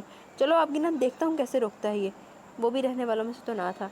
آبگینہ میری بیوی ہے، یہ میری پابند ہے۔ ارشد کو بھی ضد ہو گئی۔ باسم بیٹا، تم بات تو سنو۔ کمال احمد بھی آگے بڑھے، مگر ادھر ارشد تن فن کرنے لگا۔ آبگینہ کی الگ حالت خراب ہونے لگی کہ وہ کیا کرے۔ انکل بس بہت ہو گیا، ہماری آنکھوں میں دھول جھونکی، ہماری بہن کو اس نے اغوا کیا اور زبردستی اس سے نکاح کیا، ہم بے خبری میں مارے گئے۔ اتر آئی نا تمہاری بہن اپنی اصلیت پر، پہلے کیوں نہیں بتایا اس نے؟ ارشد نے دانت پیسے۔ آبگینہ کانپنے لگی۔ عالیہ بیگم ارشد کو قابو کرنے پڑی تھی۔ ارے یہ تو تمہارے کرتوتوں پر پردہ ڈال رہی تھی، تم گھٹیا انسان۔ شٹ اپ، ایک لفظ آپ نے کچھ بولا نا تو اچھا نہیں ہوگا۔ آبگینہ تو تنے ہوئے چہرے کے ساتھ آنکھوں میں غصہ لیے باسم کے سامنے آ گئی۔ سارے ہی حیرانگی سے دیکھنے لگے۔ ارشد کو تو بصارت پر یقین نہ کر پائی وہ اس کے لیے اپنے بھائی سے لڑ پڑی۔ میں کب سے برداشت کری ہوں، پلیز چلے جائیے، میں بہت خوش ہوں، نہیں جانا مجھے آپ کے ساتھ۔ یہ سب اس نے بڑا دل کڑا کر کے کہا تھا، ورنہ وہ اپنے جان چھڑکنے والے بھائیوں کو ایسے نہیں بول سکتی تھی۔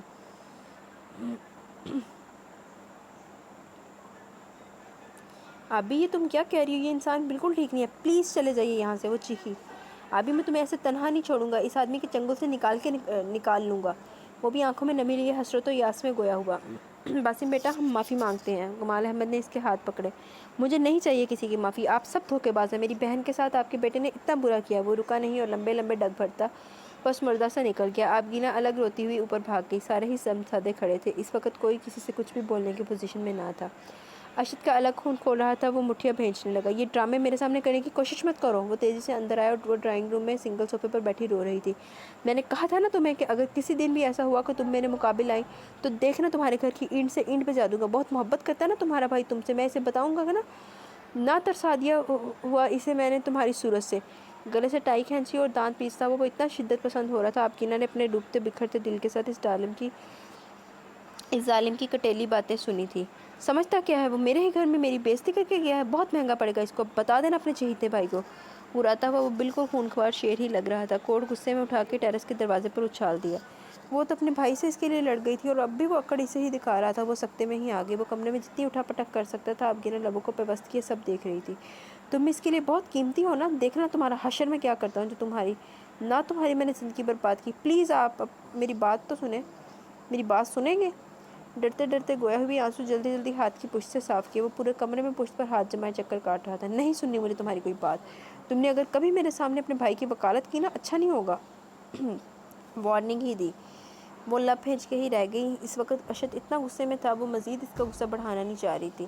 اسے سب جھیلنا ہی تھا، اب اگر اسے اپنے گھر والوں سے ٹکر بھی لینی پڑی تو وہ لے گی، مگر ارشد کی شان میں کوئی گستاخی برداشت نہیں کرے گی۔ مگر دل کی بے چینی کسی طور کم بھی نہیں ہو رہی تھی۔ بھائی کو الگ برا بھلا کہا، وہ بھی چلا گیا۔ ایک طرف بھائی تو دوسری طرف وہ تھا جس سے اس کی زندگی جڑی تھی، جس سے دل کی ڈور بن گئی تھی۔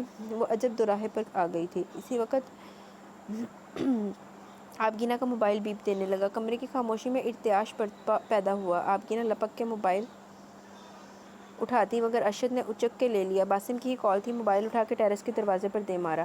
اسی طرح حشر ہوگا تمہارا اگر تم نے اس سے بات بھی کی، سمجھی؟ تم اس کی بہن نہیں ہو، میری بیوی ہو، میری پابند، میری قیدی۔ جو میں کہوں گا وہ کرو گی تم۔ سنا تم نے؟ وہ آنکھیں نکالے اسے وحشت زدہ سا ہی لگا۔ آبگینہ لب کچلنے لگی، پہلی بار اس کا اتنا غضبناک انداز دیکھ رہی تھی۔ عزیز آپا آ گئی تھی۔ گھر میں دادا جان اور وہ صرف دو ہی بہن بھائی تھے۔ عزیز آپا ان سے بڑی تھی اور ان کا بہت ادب و احترام کرتے تھے۔ اس بار وہ ازمیر کے ساتھ آئی تھی کیونکہ عالیہ بیگم سے افتخار احمد اور ان کی بیوی نے کہا تھا کہ ازمیر کے لیے کوئی لڑکی پسند کرے تاکہ وہ پھر پاکستان آ کے نکاح وغیرہ کی رسم کر دیں گے۔ وجاہت مجھے پہلے گاؤں جانا ہوگا، زرینہ کے پرسے کو اس کے دیور سے ہی کر لوں گی۔ عزیز بانو نے ان سے کہا۔ نانی اماں چلی جائیے گا، آج ہی تو آپ سفر سے آئی ہیں۔ ارشد ان کے گھٹنے پکڑے ان کے قدموں میں بیٹھا تھا۔ میں تو کل پرسوں تک کہہ رہی ہوں کیونکہ پھر مجھے دوسرے ملنے ملانے والوں سے بھی ملنے جانا ہوگا، انہوں نے کہا۔ سارے لوگ ہال کمرے میں جمع تھے۔ آبگینہ نے بڑے محتاط انداز میں ملی۔ عزیز بانو وائٹ سلک کا غرارہ، اس پر وائٹ ہی بروشیا کی قمیض پر وائٹ بڑا سا نفیس وائٹ لیس لگا دوپٹہ سر پر اوڑے، بڑی پروقار اور جہاں دیدہ تھی۔ وہ تو دوسروں کو دیکھ کر سمجھ جاتی تھی کہ وہ کس فطرت کا ہے۔ نانی اماں اس بار ہم بھی گاؤں چلیں گے، پچھلی بار ہم کو بھائی لے کے نہیں گئے تھے۔ روحا تو گاؤں جانے کا سن کر خوش ہو گئی۔ اس بار چلی جانا کیونکہ تمہارے فرسٹ ٹرم تو ہو گئے ہیں، ارشد نے جھٹ کہا۔ ارے جمال کیا سوچا تو نے؟ عزیب کی شادی کب تک کرنی ہے؟ اب تو بچی بھی یہیں رہ رہی ہے۔ انہیں سب کی فکر رہتی تھی۔ پھپھو یہ عزیب کو امریکہ جانا ہے کسی وزٹ پر، 1-2 سال کا کورس ہے، اس کے بعد انشاءاللہ سوچا ہے، انہوں نے بتایا۔ لو دلہن یہ جمال کیا کہہ رہا ہے؟ انہوں نے فحاشی انداز میں نگہت بانوں سے استفسار کیا۔ وہ پرانے وقتوں کی روایت قائم کی ہوئی تھی، سب کی بیویوں کو وہ دلہن ہی کہتی تھی۔ جی وہ عزیب کی بھی یہی مرضی ہے۔ تمہیں نہیں پتہ یہ لڑکی اگر ہاتھوں سے نکل گئی تو پریشان ہوگی۔ تم نکاح پڑھواؤ اور رضوان نہ کرو کنزا کو اس کے ساتھ۔ باہر کا ماحول مجھے تو ذرا پسند نہیں۔ انہیں جیسے یہ باتیں ان کی پسند ہی نہ آئی، فوراً ہی تنقید بھی کر ڈالی۔ نانی اماں عزیب سمجھدار ہے، ایسی کوئی بات نہیں ہوگی۔ تو چپ کا رہ، مجھے تم لونڈوں کی سب خبر ہے۔ یہ ازمیر اس نے الگ افتخار کا دماغ خراب کیا ہوا ہے۔ افتخار کی دلہن خود اس کے پیچھے لگی کہ شادی کر لے۔ یار ارشد، دادی اماں میرے پیچھے ہاتھ دھو کے پڑ گئی ہیں، مجھے کرنی ہی نہیں ہے شادی وادی۔ ازمیر آتے ہی سونے چلا گیا تھا، اس کی آنکھ کھلی تو وہ نیچے چلا آیا۔ آپا آپ فکر نہ کریں، ازمیر کے لیے میں لڑکی ڈھونڈوں گی۔ عالیہ بیگم کے ساتھ ہی وہ بڑے صوفے پر بیٹھا تھا۔ پلیز پھپھو مجھے معاف رکھیے، اس نے کانوں کو ہاتھ لگائے۔ اسی وقت ارشد کے موبائل پر کال آئی تو وہ چونک گیا، دیکھا تو فلورنس تھی۔ وہ باہر نکل آیا۔ آبگینہ نے تعقب میں نگاہ دوڑائی اور چپکے سے پیچھے ہی آ گئی۔ وہ پورچ میں کھڑا بات کر رہا تھا، وہ بھی باہر آ گئی۔ تمہاری سمجھ میں آخر آتا کیوں نہیں ہے؟ وہ جھنجھلا کے اور غصے میں وہ بول رہا تھا۔ بکواس بند کرو، آبگینہ میری بیوی ہے اور میں اس کے ساتھ بالکل سیٹ ہوں۔ تم ہوتی کون ہو میری ذاتیات میں بولنے والی؟ وہ دھڑا۔ جو تم کہہ رہی ہو نا وہ میں کبھی نہیں کروں گا، کیونکہ مسلمان گھرانے سے تعلق ہے میرا۔ جائز اور ناجائز کا فرق ہمارے مذہب میں بہت واضح ہے۔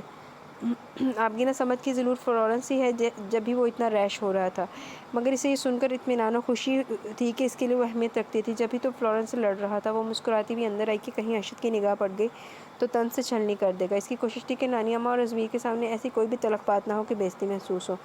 جی تو گائز، آج کے ایپیسوڈ یہاں اپنے اختتام کو پہنچی۔ انشاءاللہ ملیں گے کل ود نیو ایپیسوڈ۔ تب تک کے لیے اپنا بہت سارا خیال رکھیں اور دعاؤں میں یاد رکھیں۔ اس کی بس ناول کی 2 سے 3 ایپیسوڈ مزید ہیں، اس ویکینڈ پہ انشاءاللہ اس کو ہم اینڈ کریں گے۔